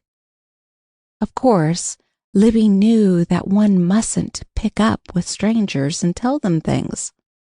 Miss Sally had warned her against that. But this was different. Miss Santa Claus was more than just a person. If Pan were to come piping out of the woods, who, with any music in him, would not respond with all his heart to the magic call? If Tatiana were to beckon with her gracious wand, who would not be drawn into her charmed circle gladly? So it was these two little wayfarers heard the call and swayed to the summons of one who not only shed the influence, but shared the name of the wonderful spirit of Yule. End of Chapter 4. Chapter 5. With Libby to hold the ball and unwind the yarn as fast as it was needed, and Willem to cut it with the witch scissors every time Miss Santa Claus said snip, it was not long before half a dozen little wool cherries lay in her lap. Then they helped twist the yarn into cords on which to tie the balls, and watched with eyes that never lost a movement of her deft fingers while she fastened the cords to the front of a red crocheted jacket which she took from her suitcase. "There!" she exclaimed, holding it up for them to admire. "That is to go in the stocking of a poor little fellow no larger than Willem. He's lame and has to stay in bed all the time, and he asked Santa Claus to bring him something soft and warm to put on when he is propped up in bed to look at his toys." Out of a dry throat, Libby at last brought up the question she had been trying to find courage for. "Is Santa Claus your father?" "No, Father and Uncle Norse are so much like him that people often get them all mixed up, just as they do twins. And since Uncle Santa has grown so busy, he gets Father to attend to a great deal of his business. In fact, our whole family has to help. He couldn't possibly get around to everybody as he used to when the cities were smaller and fewer. Lately he has been leaving more and more of his work to us. He's even taken to adopting people into his family so that they can help him. In almost every city in the world now, he has an adopted brother or sister or relative of some sort, and sometimes children not much bigger than you ask to be counted as members of his family. It's so much fun to help." Libby pondered over this news a moment before she asked another question. "Then does he come to see them and tell them what to do?" "No, indeed. Nobody ever sees him. He just sends messages, something like wireless telegrams. You know what they are?" Libby shook her head. She had never heard of them. Miss Santa Claus explained. "And his messages pop into your head just that way," she added. "I was as busy as I could be one day studying my algebra lesson when all of a sudden, pop, came the thought into my head that little Jamie Fitch wanted a warm red jacket to wear when he sat up in bed, and that Uncle Santa wanted me to make it. I went downtown that very afternoon and bought the wool, and I knew that I was not mistaken by the way I felt afterward. So glad and warm and Christmassy. That's why all his family love to help him. He gives them such a happy feeling while they are doing it." It was Willem's turn now for a question. He asked it abruptly, with a complete change of base. "Did you ever see a stepmother?" "Yes, indeed, and Cousin Rosalie has one. She's Uncle Norris's wife. I've just been visiting them." "Has she got a tush?" What?" was the astonished answer. "He means a tusk," explained Libby. "All the cruel ones have 'em, Susie Peters says. Sticking out this way, like a pig's," Willem added eagerly, at the same time pulling his lip down at one side to show a little white tooth in the place where the dreadful fang would have grown had he been the cruel creature in question. "Mercy, no!" was the horrified exclamation. "That kind live only in fairy tales, along with ogres and giants. Didn't you know that?" Willem shook his head. "Me and Libby was afraid ours would be that way, and if she is, we're going to do something to her. We're going to shut her up in an awful dark cellar or something." Miss Santa looked grave. Here was a dreadful misunderstanding. Somebody had poisoned these baby minds with suspicions and doubts which might embitter their whole lives. If she had been only an ordinary fellow passenger, she might not have felt it her duty to set them straight, but no descendant of the family of which she was a member could come face to face with such a wrong without the impulse to make it right. It was an impulse straight from the Sky Road. In the carol service of the chapel, the night before she left school, the dean had spoken so beautifully of the way they might all follow the star, this Christmastide, with their gifts of frankincense and myrrh, even if they had no gold. Here was her opportunity, she thought, if she were only wise enough to say the right thing. Before she could think of a way to begin, the waiter came through the car, sounding the first call for dinner. Time was flying. She'd have to hurry and make the most of it before the journey came to an end. Putting the little crocheted jacket back into her suitcase and snapping the clasps, she stood up.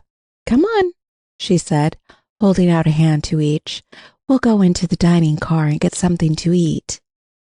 Libby thought of the generous supper in the pasteboard box which they had been told to eat as soon as it was dark, but she allowed herself to be led down the aisle without a word. A higher power was in authority now. She was as one drawn into a fairy ring. Now at last, the ride on the Pullman blossomed into all that Willem had pictured it to be. There was the gleam of glass, the shine of silver, and the glow of shaded candles, and himself at one of the little tables, while the train went flying through the night like a mighty winged dragon, breathing smoke and fire as it flew. Miss Santa Claus studied the printed card beside her plate a moment, and then looked into her pocketbook before she wrote the order. She smiled a little while she was writing it. She wanted to make this meal one that they would always remember, and was sure that children who lived at such a place as the Junction had never before eaten strawberries on Christmas Eve, a snow-covered Christmas Eve at that.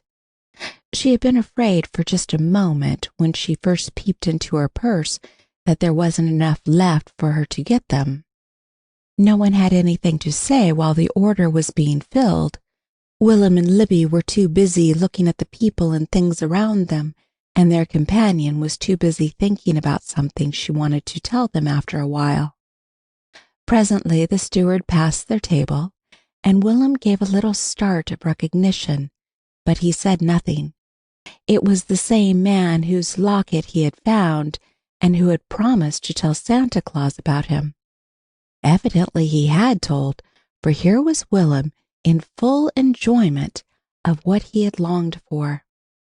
The man did not look at Willem, however.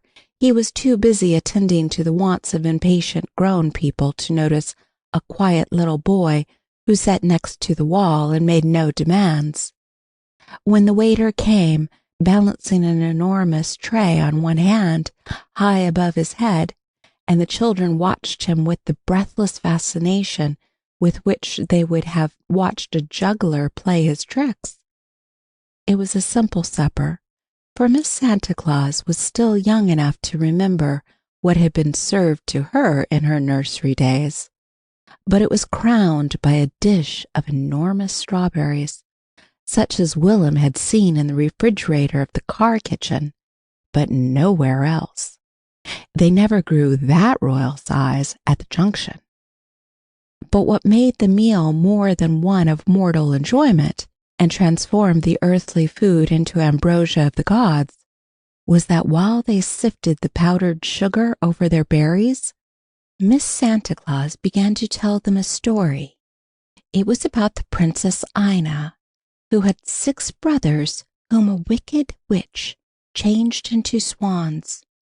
It was a very interesting story, the way she told it, and more than once both Libby and Willem paused with their spoons halfway from berries to mouth, the better to listen. It was quite sad, too, for only once in 24 hours, and then just for a few moments, could the princes shed their swan skins and be real brothers again. At these times they would fly back to their sister Ina, and with tears in their eyes, beg her to help them break the cruel charm. At last she found a way, but it would be a hard way for her. She must go alone, and in the fearsome murk of the gloaming, to a spot where wild asters grow. The other name for them is starflower. If she could pick enough of these starflowers to weave into a mantle for each brother, which would cover them from wingtip to wingtip, then they would be free from the spell as soon as it was thrown over them. But the flowers must be gathered in silence. A single word spoken aloud would undo all her work, and it would be a hard task, for the starflowers grew only among briars and weeds, and her hands would be scratched with thorns and stung by nettles. Yet no matter how badly she was torn or blistered, she must not break her silence by one word of complaint. Now the way Miss Santa told that story made you feel that it was you and not the Princess Ina who was groping through the fearsome gloaming after the magic flowers. Once Libby felt the scratch of the thorns so plainly that she said, "Oh," in a whisper, and looked down at her own hands, half expecting to see blood on them. And Willem forgot to eat entirely when it came time to weave the last mantle, and there wasn't quite enough material to piece it out to the last wingtip. Still, there was enough to change the last swan back into a real brother again, even if one arm never was quite as it should be. And when all 6 brothers stood around their dear sister, weeping tears of joy at their deliverance, Willem's face shone as if he had just been delivered from the same fate himself. "Now," said Miss Santa Claus, when the waiter had brought the bill and gone back for some change. You must never, never forget that story as long as you live. I've told it to you because it's a true charm that can be used for many things. Aunt Ruth told it to me. She used it long ago when she wanted to change Rosalie into a real daughter. And I used it once when I wanted to change a girl who was just a pretend friend into a real one. And you are to use it to change your stepmother into a real mother. I'll tell you how when we go back to our seats. On the way back, they stopped in the vestibule between the cars for a breath of fresh air and to look out on the snow-covered country lying white in the moonlight. The flakes were no longer falling.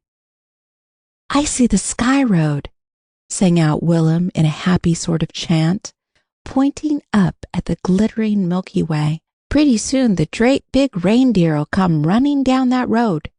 And the Christmas angels," added Libby reverently in a half-whisper. "And there's where the starflowers grow," Miss Santa Claus chimed in as if she were singing. Once there was a dear poet who called the stars the forget-me-nots of the angels. I believe I'll tell you about them right now while we're out here where we can look up at them. Oh, I wonder if I can make it plain enough for you to understand me. With an arm around each child's shoulder to steady them while they stood there, rocking and swaying with the motion of the lurching train, she began. "It's this way. When you go home, probably there'll be lots of things that you won't like and that you won't want to do. Things that will seem as disagreeable as Ina's task was to her.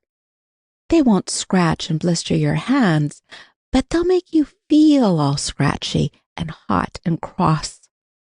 But if you go ahead as Ina did, without opening your lips to complain, it'll be like picking a little white starflower whose name is Obedience.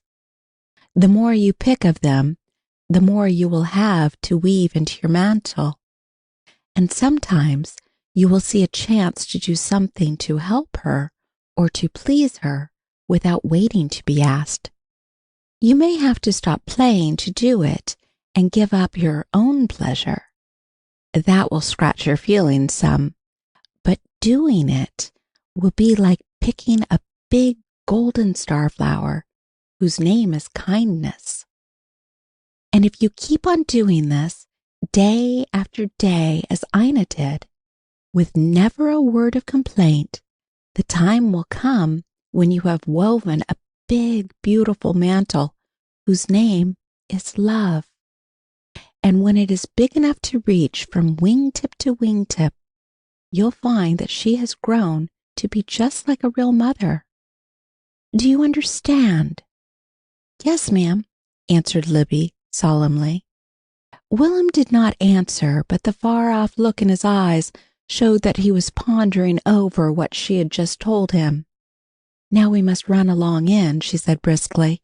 "It's cold out here." Inside, she looked at her watch. It was after 7. Only a little more than an hour and the children would be at the end of their journey. Not much longer than that and she would reach hers. It had been a tiresome day for both Libby and Willem. Although their eyes shone with the excitement of it, the Sandman was not far away. It was their regular bedtime, and they were yawning. At a word from Miss Santa Claus, the porter brought pillows and blankets. She made up a bed for each on opposite seats and tucked them snugly in. "Now," she said, bending over them, "you'll have time for a nice long nap before your father comes to take you off. But before you go to sleep, I want to tell you one more thing that you must remember forever. You must always get the right kind of start. It's like hooking up a dress, you know.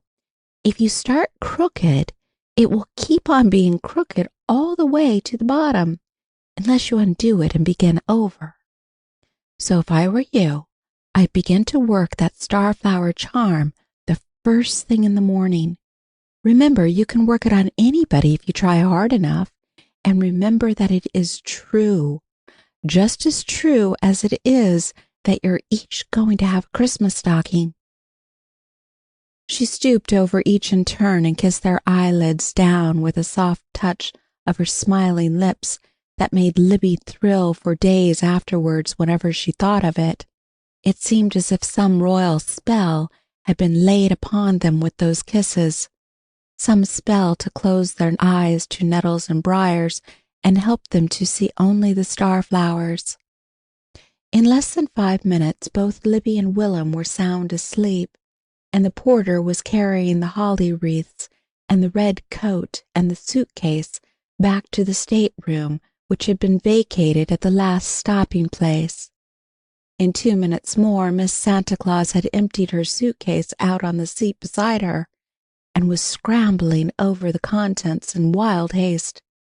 For no sooner had she mentioned stockings to the children than pop had come one of those messages straight from the Sky Road, which could not be disregarded. Knowing that she would be on the train with the 2 children from the junction, Santa Claus was leaving it to her to provide stockings for them. It worried her at first, for she couldn't see her way clear to doing it on such short notice and in such limited quarters. But she had never failed him since he had first allowed her the pleasure of helping him, and she didn't intend to now. Her mind had to work as fast as her fingers. There wasn't a single thing among her belongings that she could make stockings of, unless— She sighed as she picked it up and shook out the folds of the prettiest kimono she had ever owned. It was the softest possible shade of gray, with white cherry blossoms scattered over it, and it was bordered in wide bands of satin, the exact color of a shining, ripe red cherry. There was nothing else for it. The lovely kimono must be shorn of its glory, at least on one side.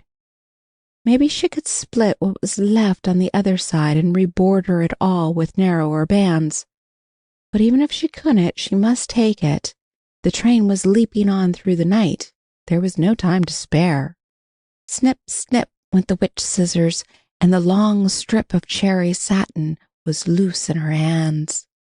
20 minutes later, 2 bright red stockings lay on the seat in front of her, bordered with silver tinsel. She had run the seams hastily with white thread, all she had with her, but the stitches did not show, being on the inside. Even if they had pulled themselves into view in places, all defects of sewing were hidden by the tinsel with which the stockings were bordered.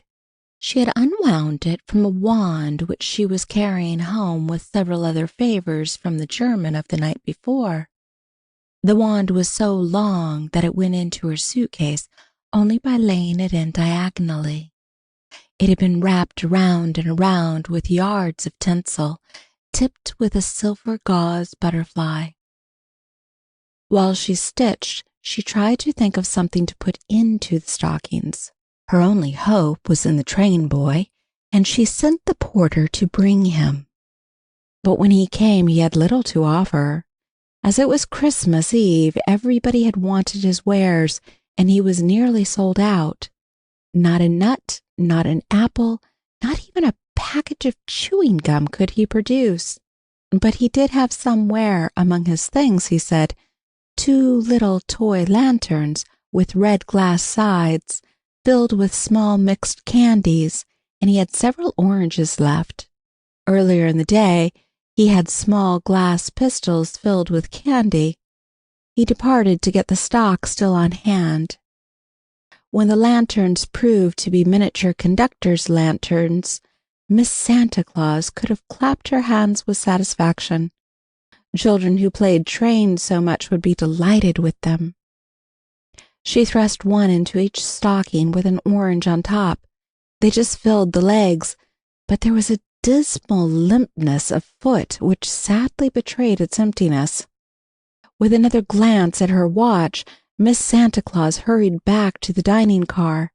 The tables were nearly empty, and she found the steward by the door. She showed him the stockings and implored him to think of something to help fill them. Hadn't he nuts, raisins, anything, even little cakes that she could get in a hurry? He suggested salted almonds and after-dinner mints, and sent a waiter flying down the aisle to get some.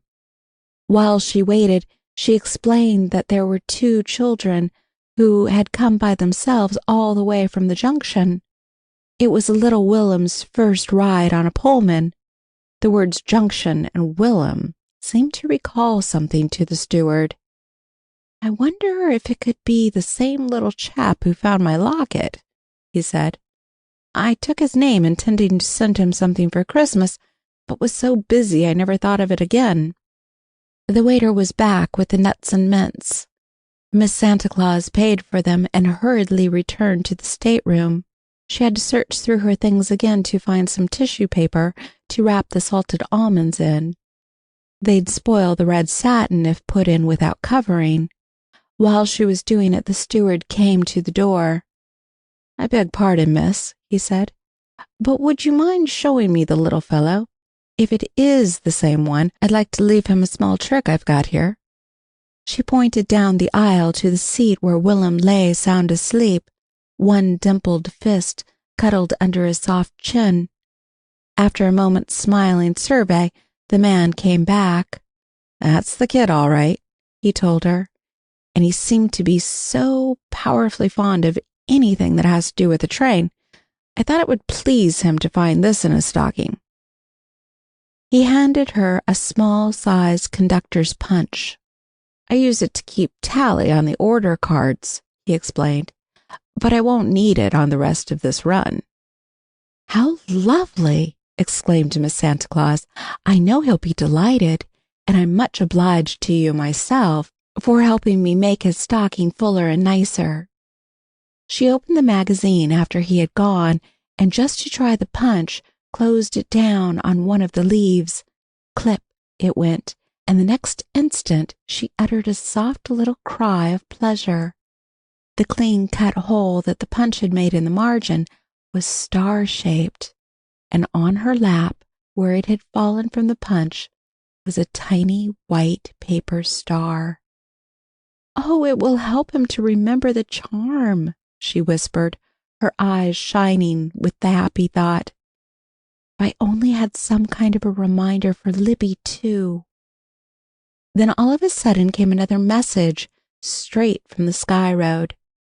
She could give Libby the little gold ring which had fallen to her lot the night before in her slice of the birthday cake. There had been a ring, a thimble, and a dime in the cake, and she had drawn the ring. It was so small, just a child's size, that she couldn't wear it, but she was taking it home to put in her memory book. It had been such a beautiful evening that she wanted to mark it with that little golden circlet, although of course it wasn't possible for her to forget such a lovely time, even in centuries. And Libby might forget about the starflowers unless she had a daily reminder. She held it in her hand a moment, hesitating, till the message came again. Send it. Then there was no longer any indecision. When she shut it in its little box and stuffed the box down past the lantern and the orange and the nuts and the peppermints into the very toe, such a warm, glad, Christmassy feeling sent its glow through her that she knew past all doubting she had interpreted the Sky Road message aright. Many of the passengers had left the car by this time, and the greater number of those who remained were nodding uncomfortably in their seats. But those who happened to be awake and alert saw a picture they never forgot, when a lovely young girl, her face alight with the joy of Christmas love and giving, stole down the aisle and silently fastened something to the back of the seat above each little sleeper. It was a stocking, red and shining as a cherry, and silver bordered with glistening fairy fringe. When they looked again, she had disappeared, but the stocking still hung there. tokens which were to prove to those same little sleepers on their awakening that the starflower charm is true. For love indeed works miracles, and every message from the Sky Road is but an echo of the one the Christmas angels sang when first they came along that shining highway, the heralds of goodwill and peace to all the earth. End of chapter 5. Chapter 6. Christmas morning, when Willem awoke, he was as bewildered as if he had opened his eyes in a new world. He was in a little white bed, such as he had never seen before, and the blankets were blue, with a border of white bunnies around each one. Between him and the rest of the room was a folding screen like a giant picture book cover, showing everybody in Mother Goose's whole family. He lay staring at it a while, and when he recognized Tommy Tucker and Simple Simon and Mother Hubbard's dog, he didn't feel quite so lost and strange as he did at first. Always at the junction, he had to lie still until Uncle Neil made the fire and the room was warm. But here it was already warm, and he could hear steam hissing somewhere. It seemed to be coming from the gilt pipes under the window. Wondering what was on the other side of the screen, he slid out from under the bunny blankets and peeped cautiously around the wall of Mother Goose pictures. It was Libby on the other side, in another little white bed just like his. With one spring he pounced up on top of it and squirmed in beside her. The first moment of Libby's awakening was as bewildering as Willem's had been. Then she began to have a confused recollection of the night before. She remembered being lifted from the pillow on the car seat and hugged and kissed, and having her limp, sleepy arms thrust into elusive coat sleeves. Somebody held her hand and hurried her down the aisle after her father, who was carrying Willem, because he was so sound asleep that they couldn't even put his overcoat on him. It was just wrapped around him. Then she remembered jolting across the city in an omnibus, with her head on a muff in a lady's lap, and of leaning against that same lady afterwards while her clothes were being unbuttoned and her eyelids kept falling shut. She had never been so sleepy in her whole life that she could remember.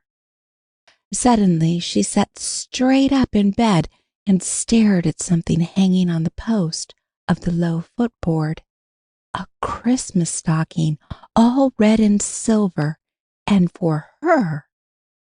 Even from where she was, she could read the name that Miss Santa Claus had printed in big letters on the scrap of paper pinned to it. Libby. Only those who have thrilled with that same speechless rapture can know the tithe of the bliss which filled Libby's soul as she seized it, her first Christmas stocking, and began to explore it with fingers trembling in their eagerness. When down in the very toe she found the little shiny gold ring like Maudie Peters's, all she had breath for was a long indrawn of ecstasy. "Oh, Willem," she exclaimed when she could find speech, "aren't you glad we believed? But I aren't got any stocking," he said gloomily, eyeing her enviously while she slipped the ring on her finger and waved her hand around to admire the effect. "But you got all you asked for, the ride on the cars," she reminded him cheerfully.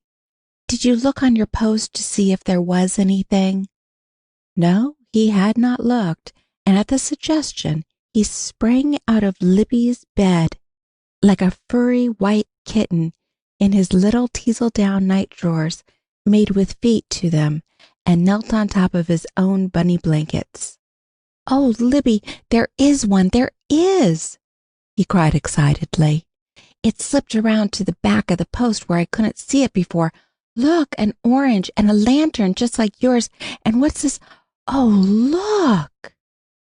The awesome joy of his voice made Libby join him on the other side of the Mother Goose screen, and she snatched the little punch from him almost as eagerly as he had snatched it from the stocking, to try it on the slip of paper which bore the name Willem pinned across the toe.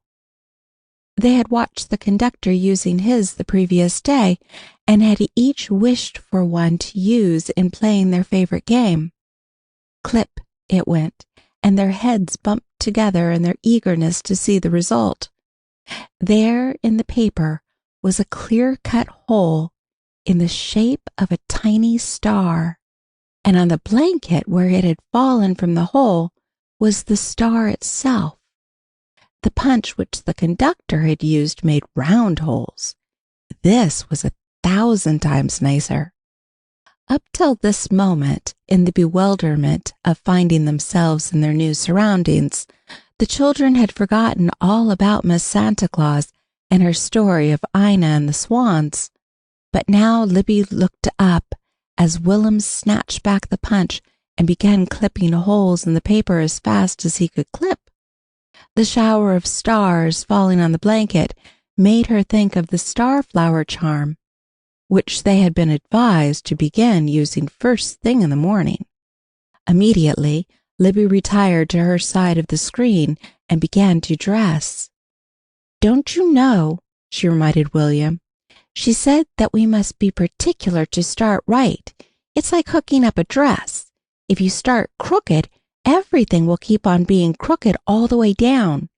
I'm going to get started right, for I've found it's just as easy to be good as it is to be bad when you once get used to trying." Willem wasn't paying attention. He had punched the slip of paper so full of holes it wouldn't hold another one, and now he tried the punch on the edge of one of the soft blankets, just to see if it would make a blue star drop out. But the punch didn't cut blankets as evenly as it did paper. Only a snip of wool came loose and stuck in the punch, and the hole almost closed up afterwards when he picked at it a little. He didn't show it to Libby.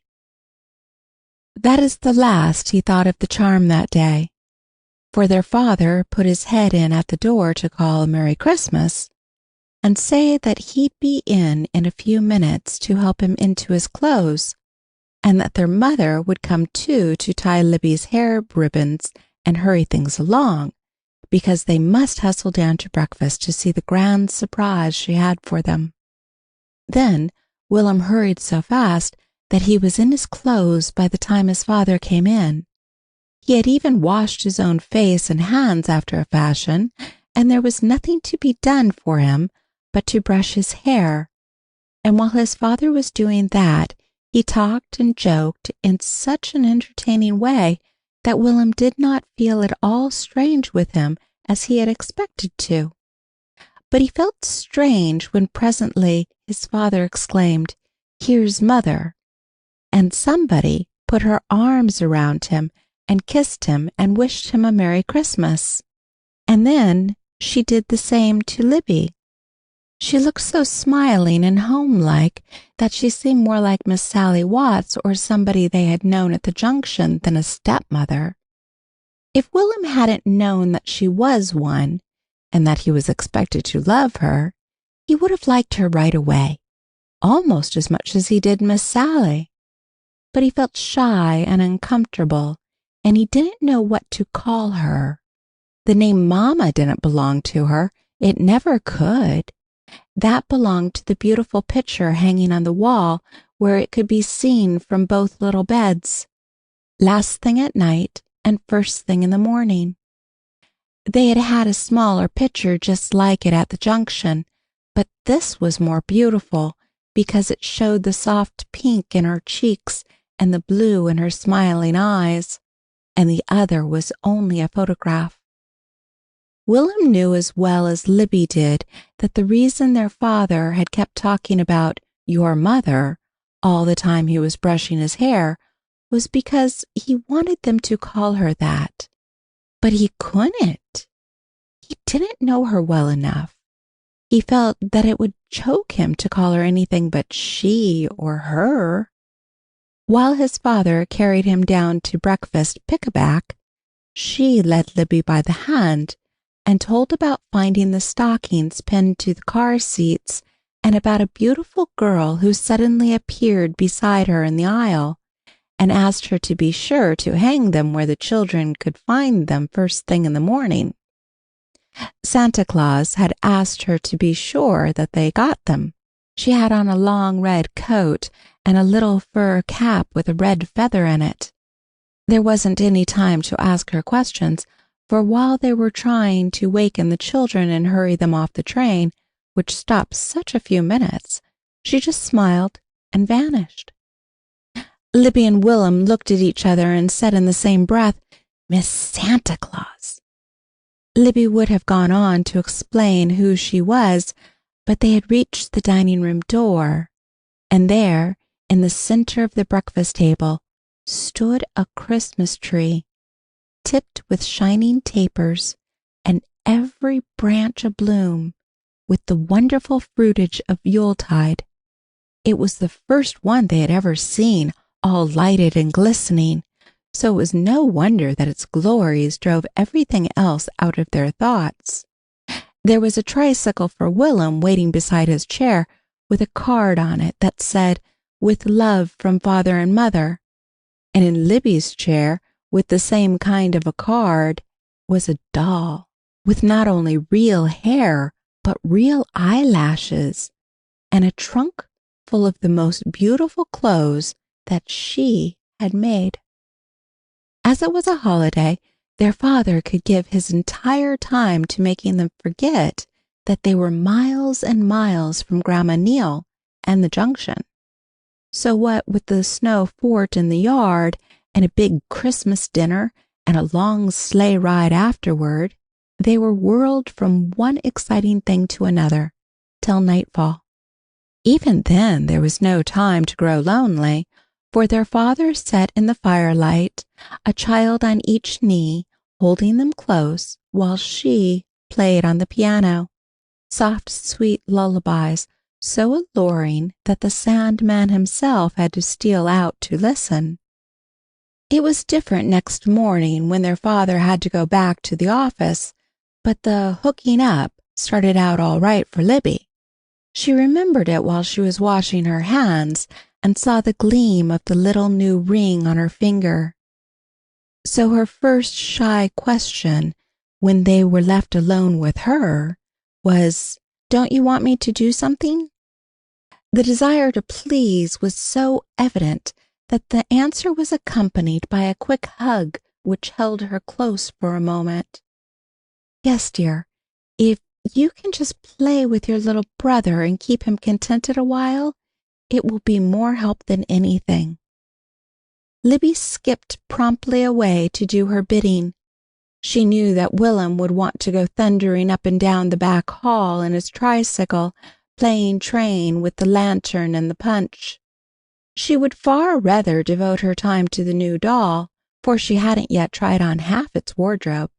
But Miss Santa Claus's words came back to her very clearly. It will be like picking a little white flower whose name is Obedience. Feeling that she was following in the footsteps of the Princess Ina, she threw herself into the game of railroad train until Willem found it more thrilling than it had ever been before. Later in the morning they trundled the tricycle out into the backyard to ride up and down the long brick pavement which led to the alley gate. The snow had been swept off and the bricks were dry and clean. They took turns riding. The tricycle was the engine, and the one whose turn it was to go on foot ran along behind, personating the train. They had been at the sport some time when they suddenly became aware that someone was watching them. A small boy with curious bulging eyes and a mouth shaped like a round O was peeking in at them between the pickets of the alley gate. He was a boy 2 years bigger and older than Willem, but he was unkempt looking and his stockings wrinkled down over his shoe tops, and there was a ring of molasses or jam or something around his mouth. Their discovery dampened their zest in the game somewhat. It made Willem, who had never played with anyone but Libby, a trifle self-conscious. He stopped letting off steam with his lips, and wheeling around, trundled back to the house in silence. Libby, too, was disconcerted. Her car wheels failed her. She trailed back in his wake, a little girl instead of a noisy train. Yet the discovery did not stop the game altogether. At the kitchen steps they turned as they had been doing all along, and bravely started towards the alley again. This time the gate opened and the dirty little boy came in. It was Benji, known to all the neighborhood, if not to them, for he wandered around it like a stray cat. Whenever he saw a door ajar, he entered, and stayed until something attracted his attention elsewhere. He went home only when he was sent for. If nothing of interest pulled him the other way, he went unresistingly. If not, he was dragged. Wherever he happened to be at mealtime, he stayed, whether he was invited or not. There was something almost spooky in Benji's sudden appearances and in his all-devouring curiosity. It wasn't the childish, normal kind that asks questions. It was the gaping, uncanny kind that silently peers over into your open pocketbook or stands looking into your mouth while you talk. Older people disliked him because he would leave his play to stand in front of them and gape and listen, and he was always grubby and unbuttoned. Although he was 6 years old, it was no concern of his that his stockings were always turned down over his shoe tops. If the public preferred to see them smooth, then the public must attend to his garter snaps. The tricycle, having reached the end of the walk, came to a halt. Benji opened the gate, walked in, and took possession. It was from no sense of fear that Willem climbed down and let Benji assume control. It was simply that a new force had come into his life, a strangely fascinating one. He had never had anything to do with boys before, and this one, bigger than himself, dominated him from the start. He found it much more thrilling to follow his lead than his sister's. After a few futile attempts to keep on with the game, Libby fell out of it. Not that Benji objected to her. He simply ignored her, and Willem took his cue from him. So she sat on the kitchen steps and watched them, till she felt cold and went into the house. The coming of Benji left Libby free to turn to her own affairs, but somehow she could not do it with quite the same zest, feeling that she had been shouldered out of Willem's game by an interloper. She thoroughly disapproved of Benji from the first glance. He was a trial to her orderly little soul, and his lack of neatness added to her resentment at being ignored. When Willem was called in out of the cold later in the afternoon, Benji followed as a matter of course. Several times she fell upon him and yanked him into shape with masterful touches which left him as neatly geared together as Willem always was. But by the time he had squirmed out of her hands, his garter snaps were out of a job again, and his waist and little trousers were parting company at the belt. All that day he stayed on, till he was dragged home at dusk like a lump of dough. He didn't resist when the maid came for him. He simply relaxed and left all the exertion of getting home entirely to her. When the door closed behind him, Libby drew a long breath of relief, as if she had been 27 instead of just 7. He hadn't done anything, but his wild suggestions had kept Willem on the verge of doing things all day. He was in the act of prying the seat off his new tricycle by Benji's orders when she went in and stopped him, and she went into the nursery just in time to keep him from doing some unheard of thing to the radiator, so that it would blow off steam like a real engine. Willem had always been such a sensible child, with a conscience of his own about injuring things, that she couldn't understand why all of a sudden he should be possessed to do 100 things that he ought not to do. It was a relief to find that the spell lifted with Benji's removal. He came and cuddled down beside her in the big armchair before the fire, waiting for supper time to come, and somehow she felt that she had her own little brother again. He had seemed like a stranger all day, but her exile from his company had not been without its compensations. "I can play 3 blind mice. See how they run," she told him as they rocked back and forth. "She taught me. She came in while I was touching the keys just as easy, so that they hardly made a sound, and asked me did I want to learn to play on them. And I said, oh, yes, more than anything in the world. And she said that was exactly the way she used to feel when she was a little girl like me living at the junction.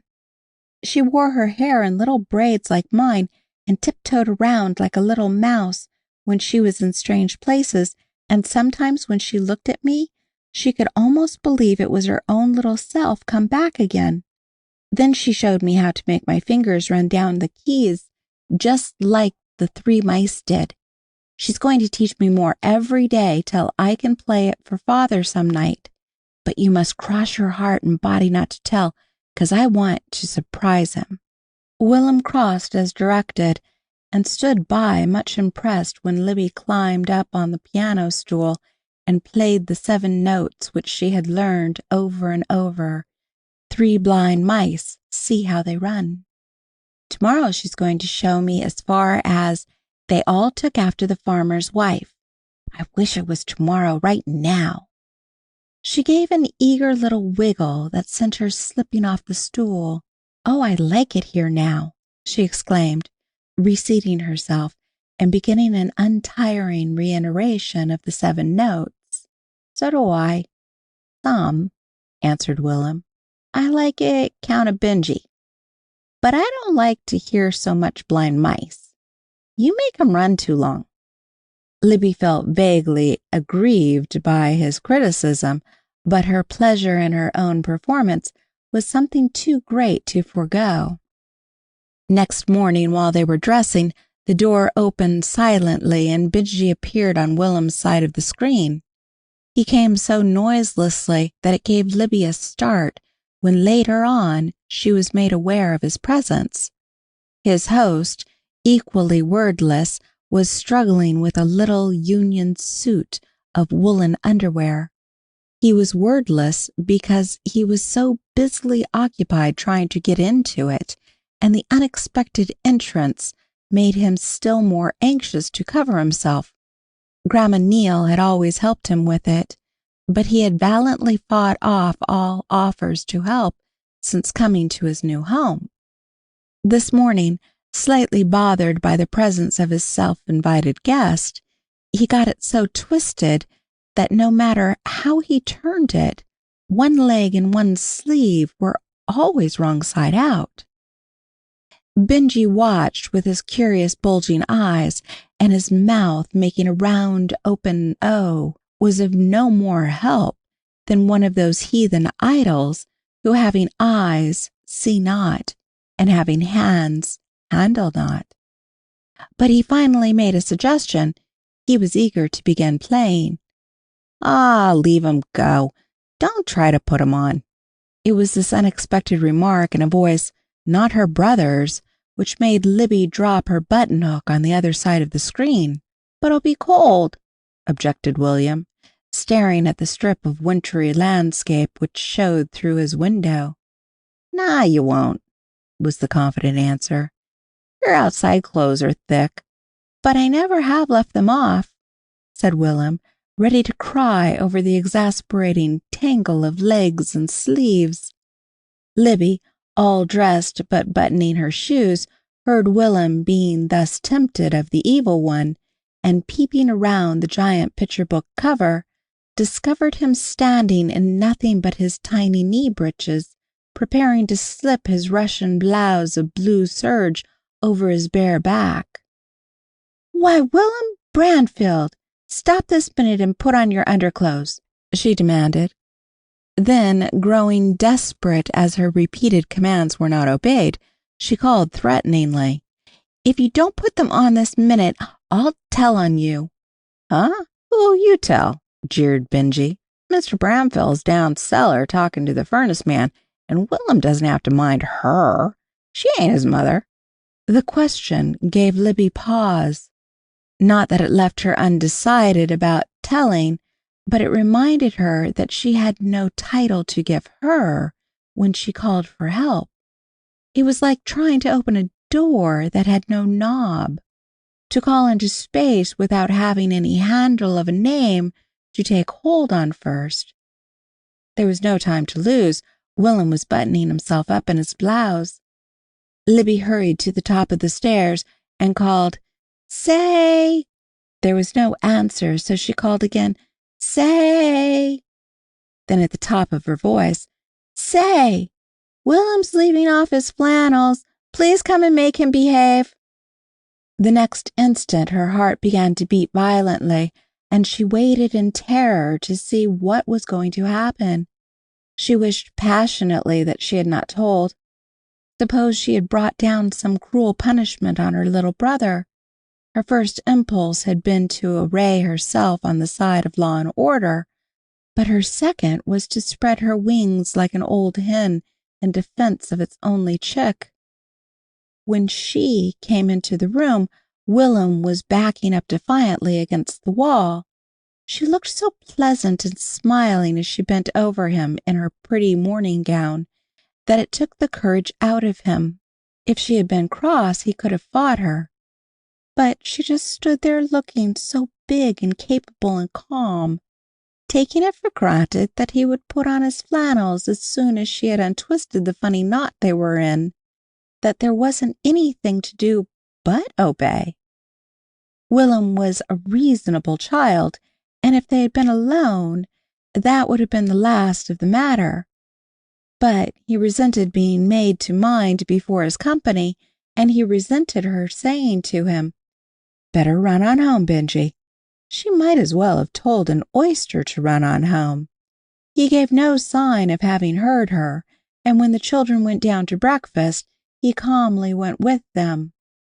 He had had his, and would not sit down, but stood leaning against the table, pushing the cloth awry, watching every mouthful everybody swallowed, until Libby saw her father make a queer face. He said something to her in long syllabled words, so long that only grown people could understand, and she laughed and answered that even disagreeable things might prove to be blessings in disguise if they helped others to take root in strange places. Benjy was dragged home again before lunch, but returned immediately after, still chewing, and bearing traces of it on both face and fingers. In the interval of his absence, Miss Bramfell, as he called her, had occasion to go upstairs. On a certain step of the stairway, when her eyes were on a level with the nursery floor, she saw through its open door something white stuffed away back under the bureau on Willem's side of the room. Wondering what it could be, she went in and poked it out with a cane which the boys had been playing with. To her astonishment, the bundle proved to be Willem's little white union suit. Again, Libby waited with beating heart and clasped hands while he was called in and buttoned firmly into it. She forbade him sternly not to take it off again until bedtime, but nothing else happened, and Libby breathed freely once more. Grandma Neal would have spanked him, she thought. Willem needed spanking now and then, if one could only be sure that it wouldn't be done too hard. Mr. Branfield did not come home till late that night. He was called out of town on business. As soon as the telephone message came, she gave the cook a holiday and told Libby she was going to get supper herself. Libby could choose whatever she and Will'm liked best, and they'd surprise him with it after Benjy had been dragged home. So Libby chose and was left to keep house while she hurried down to the only place in town where she was sure of getting what Libby had chosen, and carried it home herself and cooked it just as they used to cook them at the Junction when she was a little girl and lived there years ago. And Libby had the best time helping. As she followed her about the kitchen, she thought of the things she intended to tell Maudie Peters the first time they went back to the Junction to visit.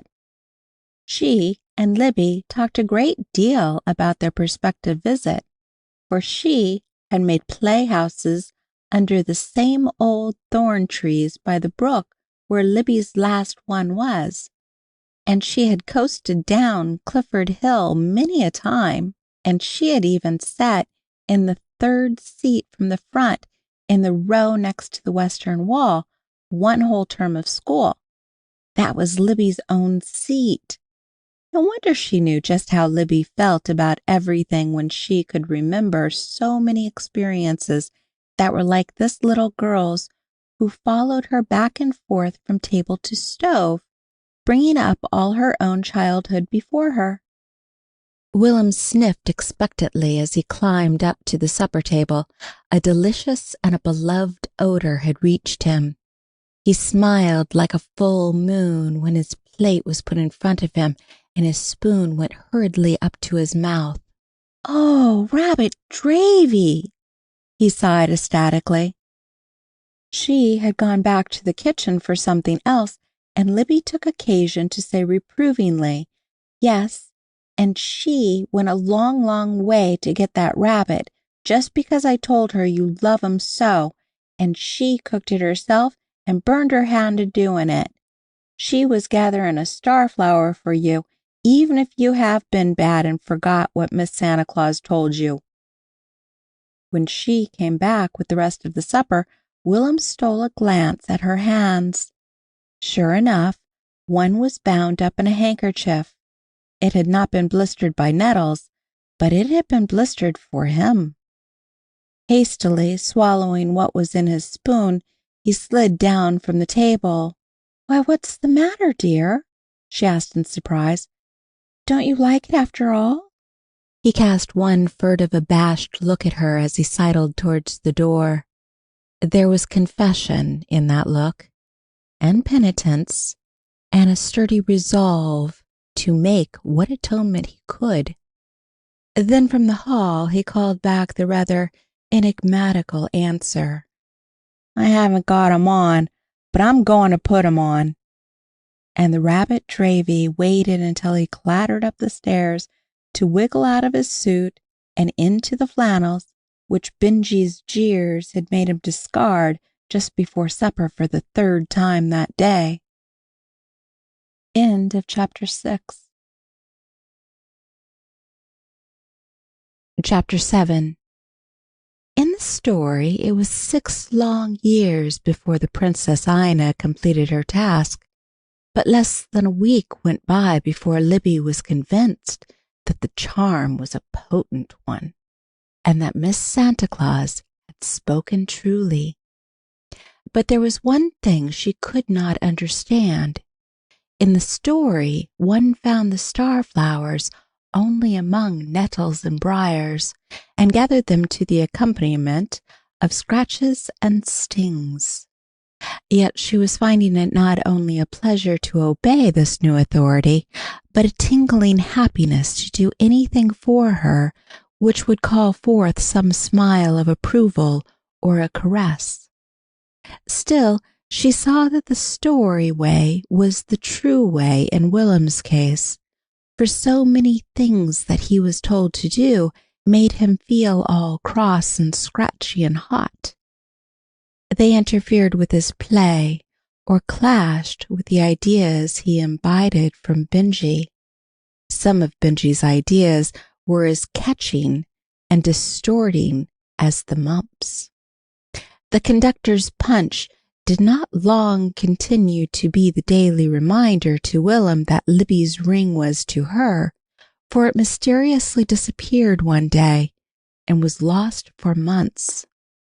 It disappeared the very day that a row of little star-shaped holes was found along the edge of the expensive Holland window shade in the front window of the parlor.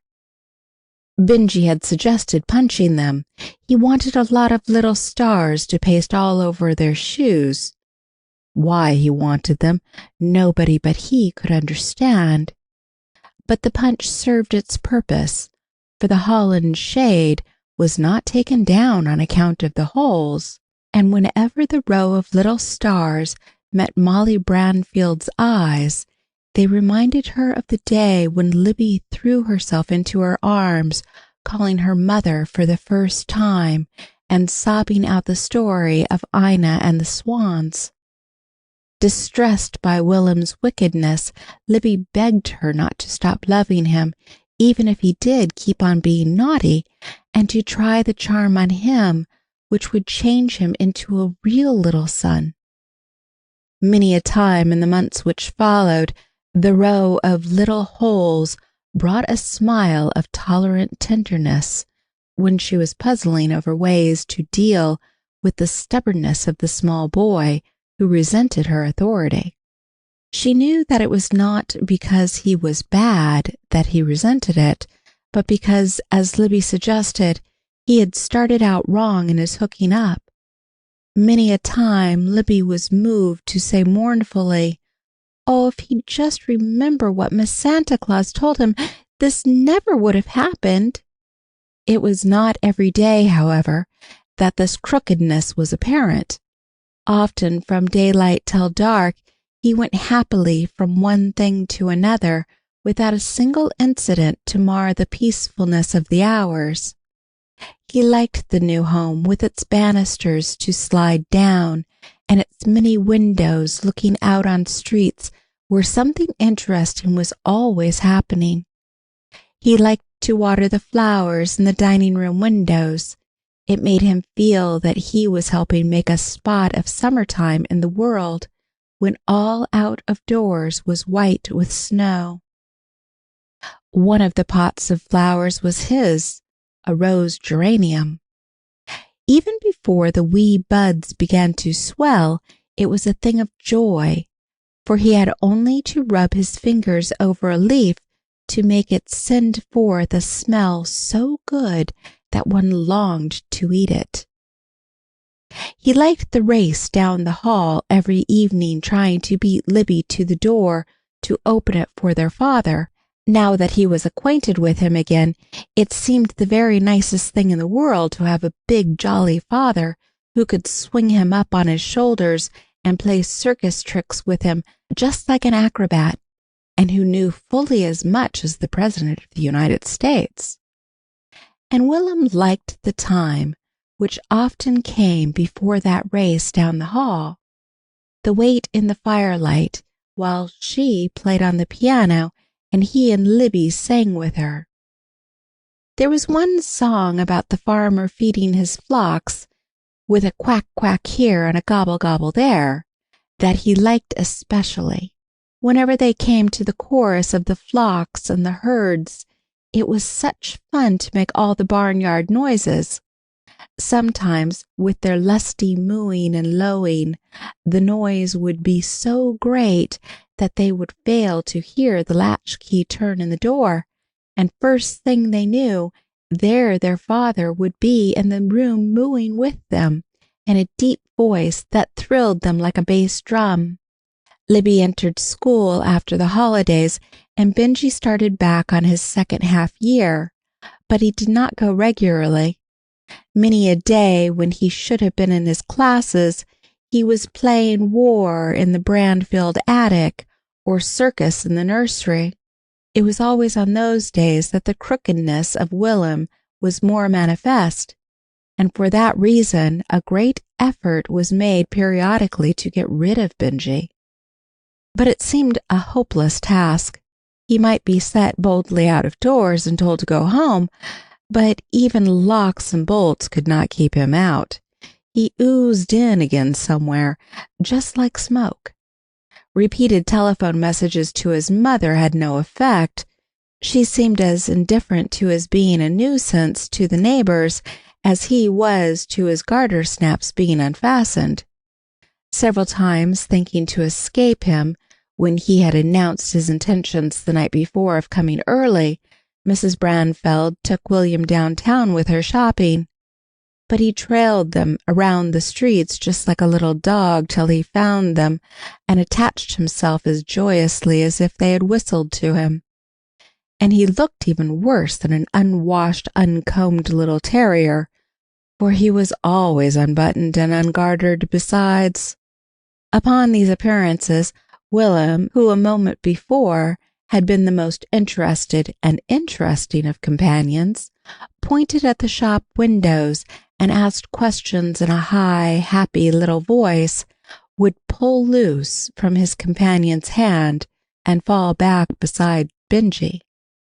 The worst of it was that the unwelcome visitor rarely did anything that could be pointed out to Willem as an offense.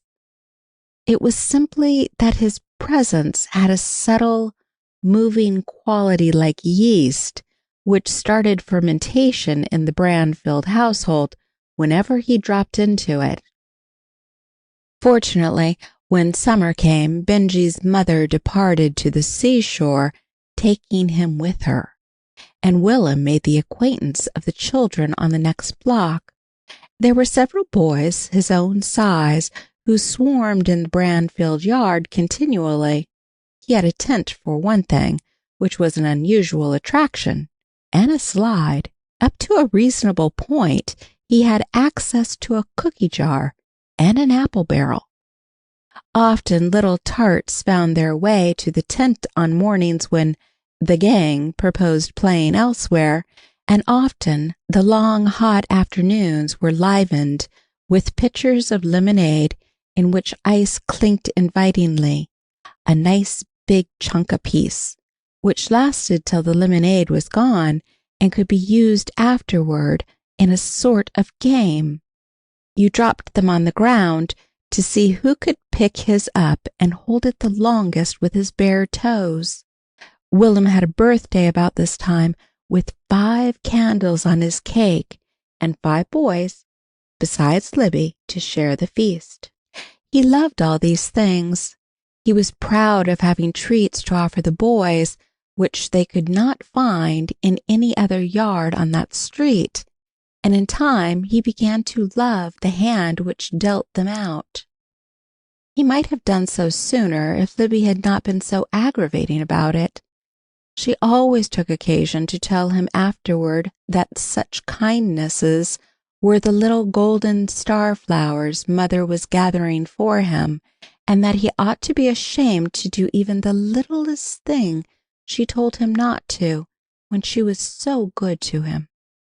Unfortunately, Libby had overheard her mother speak of her as a real little comfort in the way she tried to uphold her authority and help her manage Willem. The remark made her doubly zealous, and her efforts, in consequence, doubly offensive to Willem. He was learning early that a saint is one of the most exasperating people in the world to live with. Even when they don't say anything, they can make you feel the contrast sometimes so strongly that you want to be bad on purpose, just because they are the way they are. Libby's little ring still turned her waking thoughts in the direction of Ina and the swans, and her morning remarks usually pointed the same way. The cherry-red stocking with its tinsel fringe hung from the side of her mirror, the most cherished ornament in the room, and a daily reminder of Miss Santa Claus, who was forever enshrined in her little heart as one of the dearest memories of her life. She felt that she owed everything to Miss Santa Claus, but for her, she might have started out crooked and might never have found her way to the mother love which had grown to be such a precious thing to her that she could not bear for Willem not to share it fully with her. He learned to fight that summer, and nothing made him quite so furious as to have Libby interfere when he had some boy down, and by sheer force of will, it seemed, since her 3 years' advantage in age gave her little in strength, pull him off his adversary, flapping and scratching like a little gamecock. Sometimes it made him so angry that he wanted to tear her to pieces. The worst of it was that she always took Libby's part on such occasions and never seemed to understand that it was necessary for him to do these things. She always looked so sorry and worried when he was dragged into the house, roaring and resentful. Gradually, as summer wore on into the autumn, it began to make him feel uncomfortable when he saw that sorry, worried look. It hurt him worse than when she sent him to his room or tied him to the table leg for punishment. And one night, when he had openly defied her and been impudent, she did not say anything, but she did not kiss him good night as usual. That hurt him worst of all. He lay awake a long time thinking about it. Part of the time he was crying softly, but he had his face snuggled close down in the pillow so that Libby couldn't hear him. He wished with all his heart that she was his own real mother. He felt that he needed one. He needed one who could understand and who had a right to punish him. It was because she hadn't that right that he resented her authority. All the boys said she hadn't. If she did no more than call from the window, "Don't do that, Willem," they'd say in an undertone, "You don't have to pay attention to her." They seemed to think it was all right for their mothers to slap them and scold them and cuff them on the ears. He'd seen it done.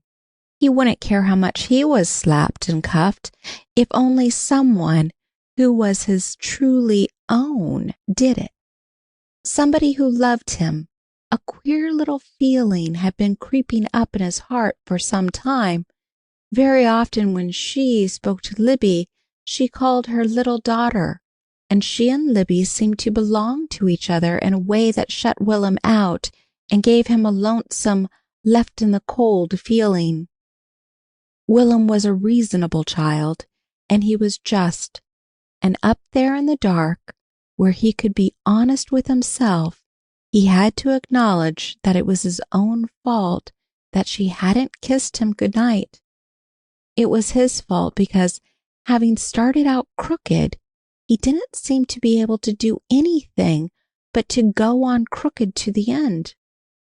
He couldn't tell her, but he wished, oh, how he wished that she could know how he felt and know that he was crying up there in the dark about it. He wished he could go back to the Junction and be Grandma Neal's little boy.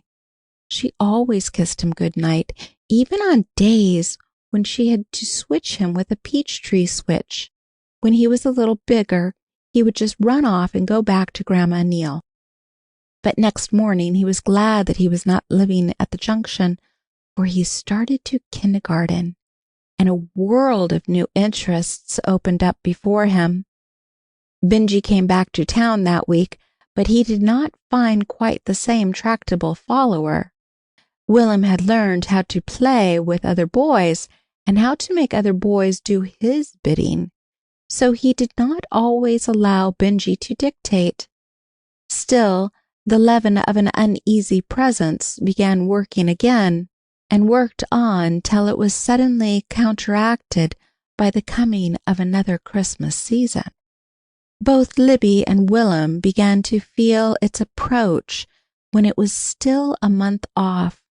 They felt it in the mysterious thrills that began to stir the household, as sap raising in a tree thrills it with stirrings of spring. There were secrets and whisperings. There were counting of pennies and planning for ways to earn more, for they were wiser about Christmas this year. they knew that there were three kinds of presents. There is the kind that Santa Claus puts into your stockings, just because he is Santa Claus, and the Sky Road leads from his kingdom of giving straight to the kingdom of little hearts who love and believe in him. Then there's the kind that you give to the people you love, just because you love them, and you put your name on those. And third, there's the kind that you give secretly in the name of Santa Claus, just to help him out if he is extra busy and should happen to send you word that he needs your services. Libby and Willem received no such messages, being so small, but their father had one. He sent a load of coal and some rent money to a man who had lost a month's wages on account of sickness in his family, and it must have been a very happy and delightful feeling that Santa Claus gave their father for doing it, for his voice sounded that way afterward when he said, "After all, Molly, that's the best kind of giving. We ought to do more of it and less of the other." When it came to the first kind of presents, neither Libby nor Willem made a choice. They sent their names and addresses up the chimney so that the reindeer might be guided to the right rooftop, and left the rest to the generosity of the reindeer's wise master to surprise them as he saw fit. They were almost sure that the things they daily expressed a wish for would come by the way of the Christmas tree, as the doll and the tricycle had the year before, with the love of father and mother. But when it came to the second kind of presents, they had much to consider. They wanted to give to the family and each other, and the cook and their teachers and the children they played with most, and half a dozen people at the junction. The visit which they had planned all year was to be a certainty now.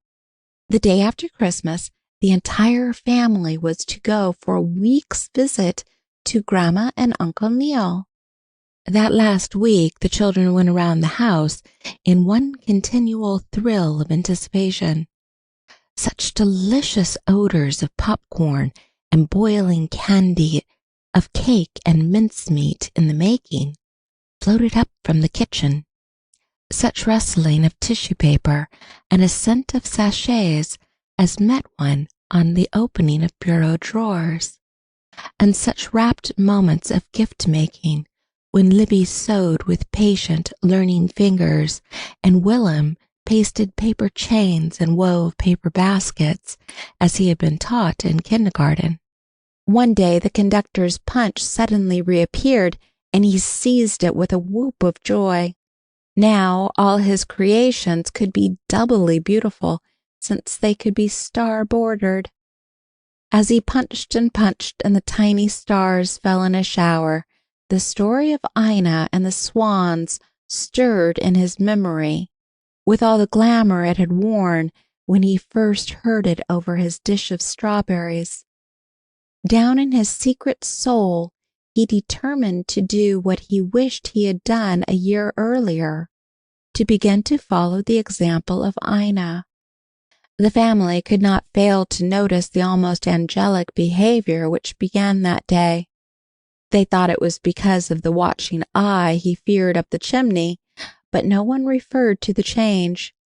He used to sit in front of the fire sometimes, just as he had done at the junction, rocking and singing, his soft bobbed hair flapping over his ears every time the rockers tilted forward. But he was not singing with any thought that he might be overheard and written down as a good little boy. He was singing just because the story of the camels and the star was so very sweet, and the mere thought of angels and silver bells and the glittering sky road brought a tingling joy. But more than all, he was singing because he had begun to weave the big, beautiful mantle whose name is love, and the curious little left out in the cold feeling was gone. Christmas Eve came at last. When the twilight was just beginning to fall, Libby brought down the stockings which were to be hung on each side of the sitting-room fireplace. It would be nearly an hour before their father could come home and drive the nails on which they were to be hung, but they wanted everything ready for him. Willem went out to the tool chest on the screened porch to get the hammer. It took him a long time to find it. Libby waited impatiently a few moments, supposing he had stopped to taste something in the kitchen. She was about to run out and warn him not to nip the edges from some tempting bit of pastry, as he had been known to do, but remembering how very hard he had been trying to be good all week, she decided he could be trusted. With the stockings thrown over one arm, she stood in front of the piano, idly striking the keys while she waited. She had learned to play several tunes during the year, and now that she was 8 years old, she was going to have real lessons after the holidays and learn to read music. How much she had learned since the first time her little fingers were guided over the keys. She struck those earliest learned notes again. 3 blind mice, see how they run. She could play the whole thing now, faster than flying. She ran down the keys over and over again. Then for about the 20th time, they all took after the farmer's wife, she stopped short. Both hands lifted from the keys to listen. Her face blanched until even her lips were pale. Such a sound of awful battling was coming from the backyard. Recognizing Willem's voice, she ran out through the kitchen to the yard. "It's that everlasting Benjy again," called the cook as Libby darted out the door to rescue Willem from she knew not what. But it was Benjy who needed rescuing this time. Willem sat on top, so mighty in his wrath and fury that he loomed up fearsomely to the bigger boy beneath him, whose body he bestrode and whose face he was battering with hard and relentless little fists. Both boys were blubbering and crying, but Willem was roaring between blows, "Take it back! Take it back!" Whatever it was, Benjy took it back just as Libby appeared, and being allowed to stagger up, started for the street, loudly boo-hooing at every step as he found his way homeward, for once of his own volition. The cries had startled Libby, but they were as nothing to the sight that met her eyes when she led Willem, so blinded by his own tears that he needed her guidance, to the light of the kitchen door. What she saw sent her screaming into the house with agonizing calls for mother. She still held on to Willem's hand, pulling him along after her. From forehead to chin, one side of his face was scratched as if a young tiger cat had set his claws in it. A knot was swelling rapidly on his upper lip, and one hand was covered with blood. Mrs. Branfield gave a gasp as she came running in answer to Libby's calls. "Why, you poor child!" she cried, gathering him up to her and sitting down in the big rocker with him in her lap. "What happened? What's the matter?" He was sobbing so convulsively now, with long, choking gasps, that he couldn't answer. She saw that his face was only scratched, but snatched up his hand to examine the extent of its injuries. As he looked at it, too, the power of speech came back to him, in a degree. "That isn't my blood," he sobbed. "It's Benjy's blood." "Oh, Willem," moaned Libby, "on Christmas Eve, just when you've been trying so hard to be good, too." She picked up the stockings which she had dropped on running out of the house and laid his over the back of a chair, as if she realized the hopelessness of hanging it up now after he had acted so. At that, almost a spasm of sobs shook him. He didn't need anybody to remind him of all he had forfeited and all he had failed in. That was what he was crying about. He didn't mind the smarting of his face or the throbbing of his swollen lip. He was crying to think that the struggle of the last week was all for naught. He was all crooked with her again. She didn't want him to fight, and she'd never understand that this time he just had to. The arms that held him were pressing for an answer. "Tell me how it happened, dear." Between gulps it came. "Benji said for me to come on and to go to the grocery with him, and I said that my mother didn't want me to." "Yes?" encouragingly, as he choked and stopped. He had never called her that before. "And Benji said, like he always does, that you wasn't my mother anyhow, and I said you was. If he didn't take it back, I'd beat him up." Libby was crying too now from sympathy. He'd been told so many times he must not fight that she was afraid he would have to be punished for such a bad fight as this. To be punished on Christmas Eve was just too awful. She stole an anxious glance towards the chimney, then toward her mother.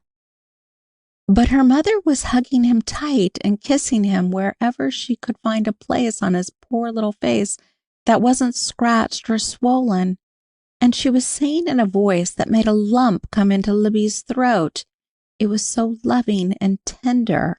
"My dear little boy, if that's why you fought him, I'm glad you did it, for you've proved now that you are my little son, my very own." Then she laughed, although she had tears in her eyes herself, and said, "That poor little cheek shows just what fierce nettles and briars you've been through for me. But you brought it, didn't you? The most precious starflower in all the world to me." The surprise of it stopped his tears. She understood. He could not yet stop the sobbing. That kept on doing itself. But a feeling warm and tender that he could not explain seemed to cover him from wingtip to wingtip. A bloody little hand stole up around her neck and held her tight. She was his mother, because she understood. It was all right between them now. It would always be all right, no matter what Benji and the rest of the world might say. He'd beat up anybody that dared to say they didn't belong to each other, and she wanted him to do it. Presently she led him upstairs to put some healing lotion on his face and wash away the blood of Benji. Libby, in the deep calm that followed the excitement of so many conflicting emotions, sat down in the big rocking chair to wait for her father. Her fear for Willem had been so strong, her relief at the happy outcome so great, that she felt all shaken up. A long, long time she sat there thinking. There was only one more thing needed to make her happiness complete, and that was to have Miss Santa Claus know that the charm had worked out true at last. She felt that they owed her that much, to let her know. Presently she slipped out of the chair and knelt in front of the fire so close that it almost singed her. "Are you listening up there?" she called softly. "'Cause if you are, please tell Miss Santa Claus that everything turned out just as she said it would. I'll be so much obliged." Then she scudded back to her chair to listen for her father's latchkey in the door, and her mother's and Willem's voices coming down the stairs, a happier sound than even the sound of the silver bells that by and by would come jingling down the sky road. End of chapter 7. Read to you by Linette Geisel. End of Miss Santa Claus of the Pullman by Annie Fellows Johnston. We hope you enjoyed tonight's sleep audiobook. If you liked this audiobook and want to listen to more, please check out our channel at Sleep Audiobooks. And if you prefer to listen to each story individually, they will also be uploaded to our secondary channel at Sleep Chapters. You can access our entire catalog of bedtime story audiobooks through our web app, which can be found at sleepaudiobooks.com. There, you will also find our suite of sleep tools, including a complimentary Better Sleep Quick Guide if you sign up to our mailing list. Links are in the description below. All likes, comments, and especially subscribing help this channel grow so that we can reach more night owls in our quest to help as many people sleep easier so they can live their lives more fully during the day. We appreciate your support and wish you a very excellent night's sleep. This is Sleep Audiobooks.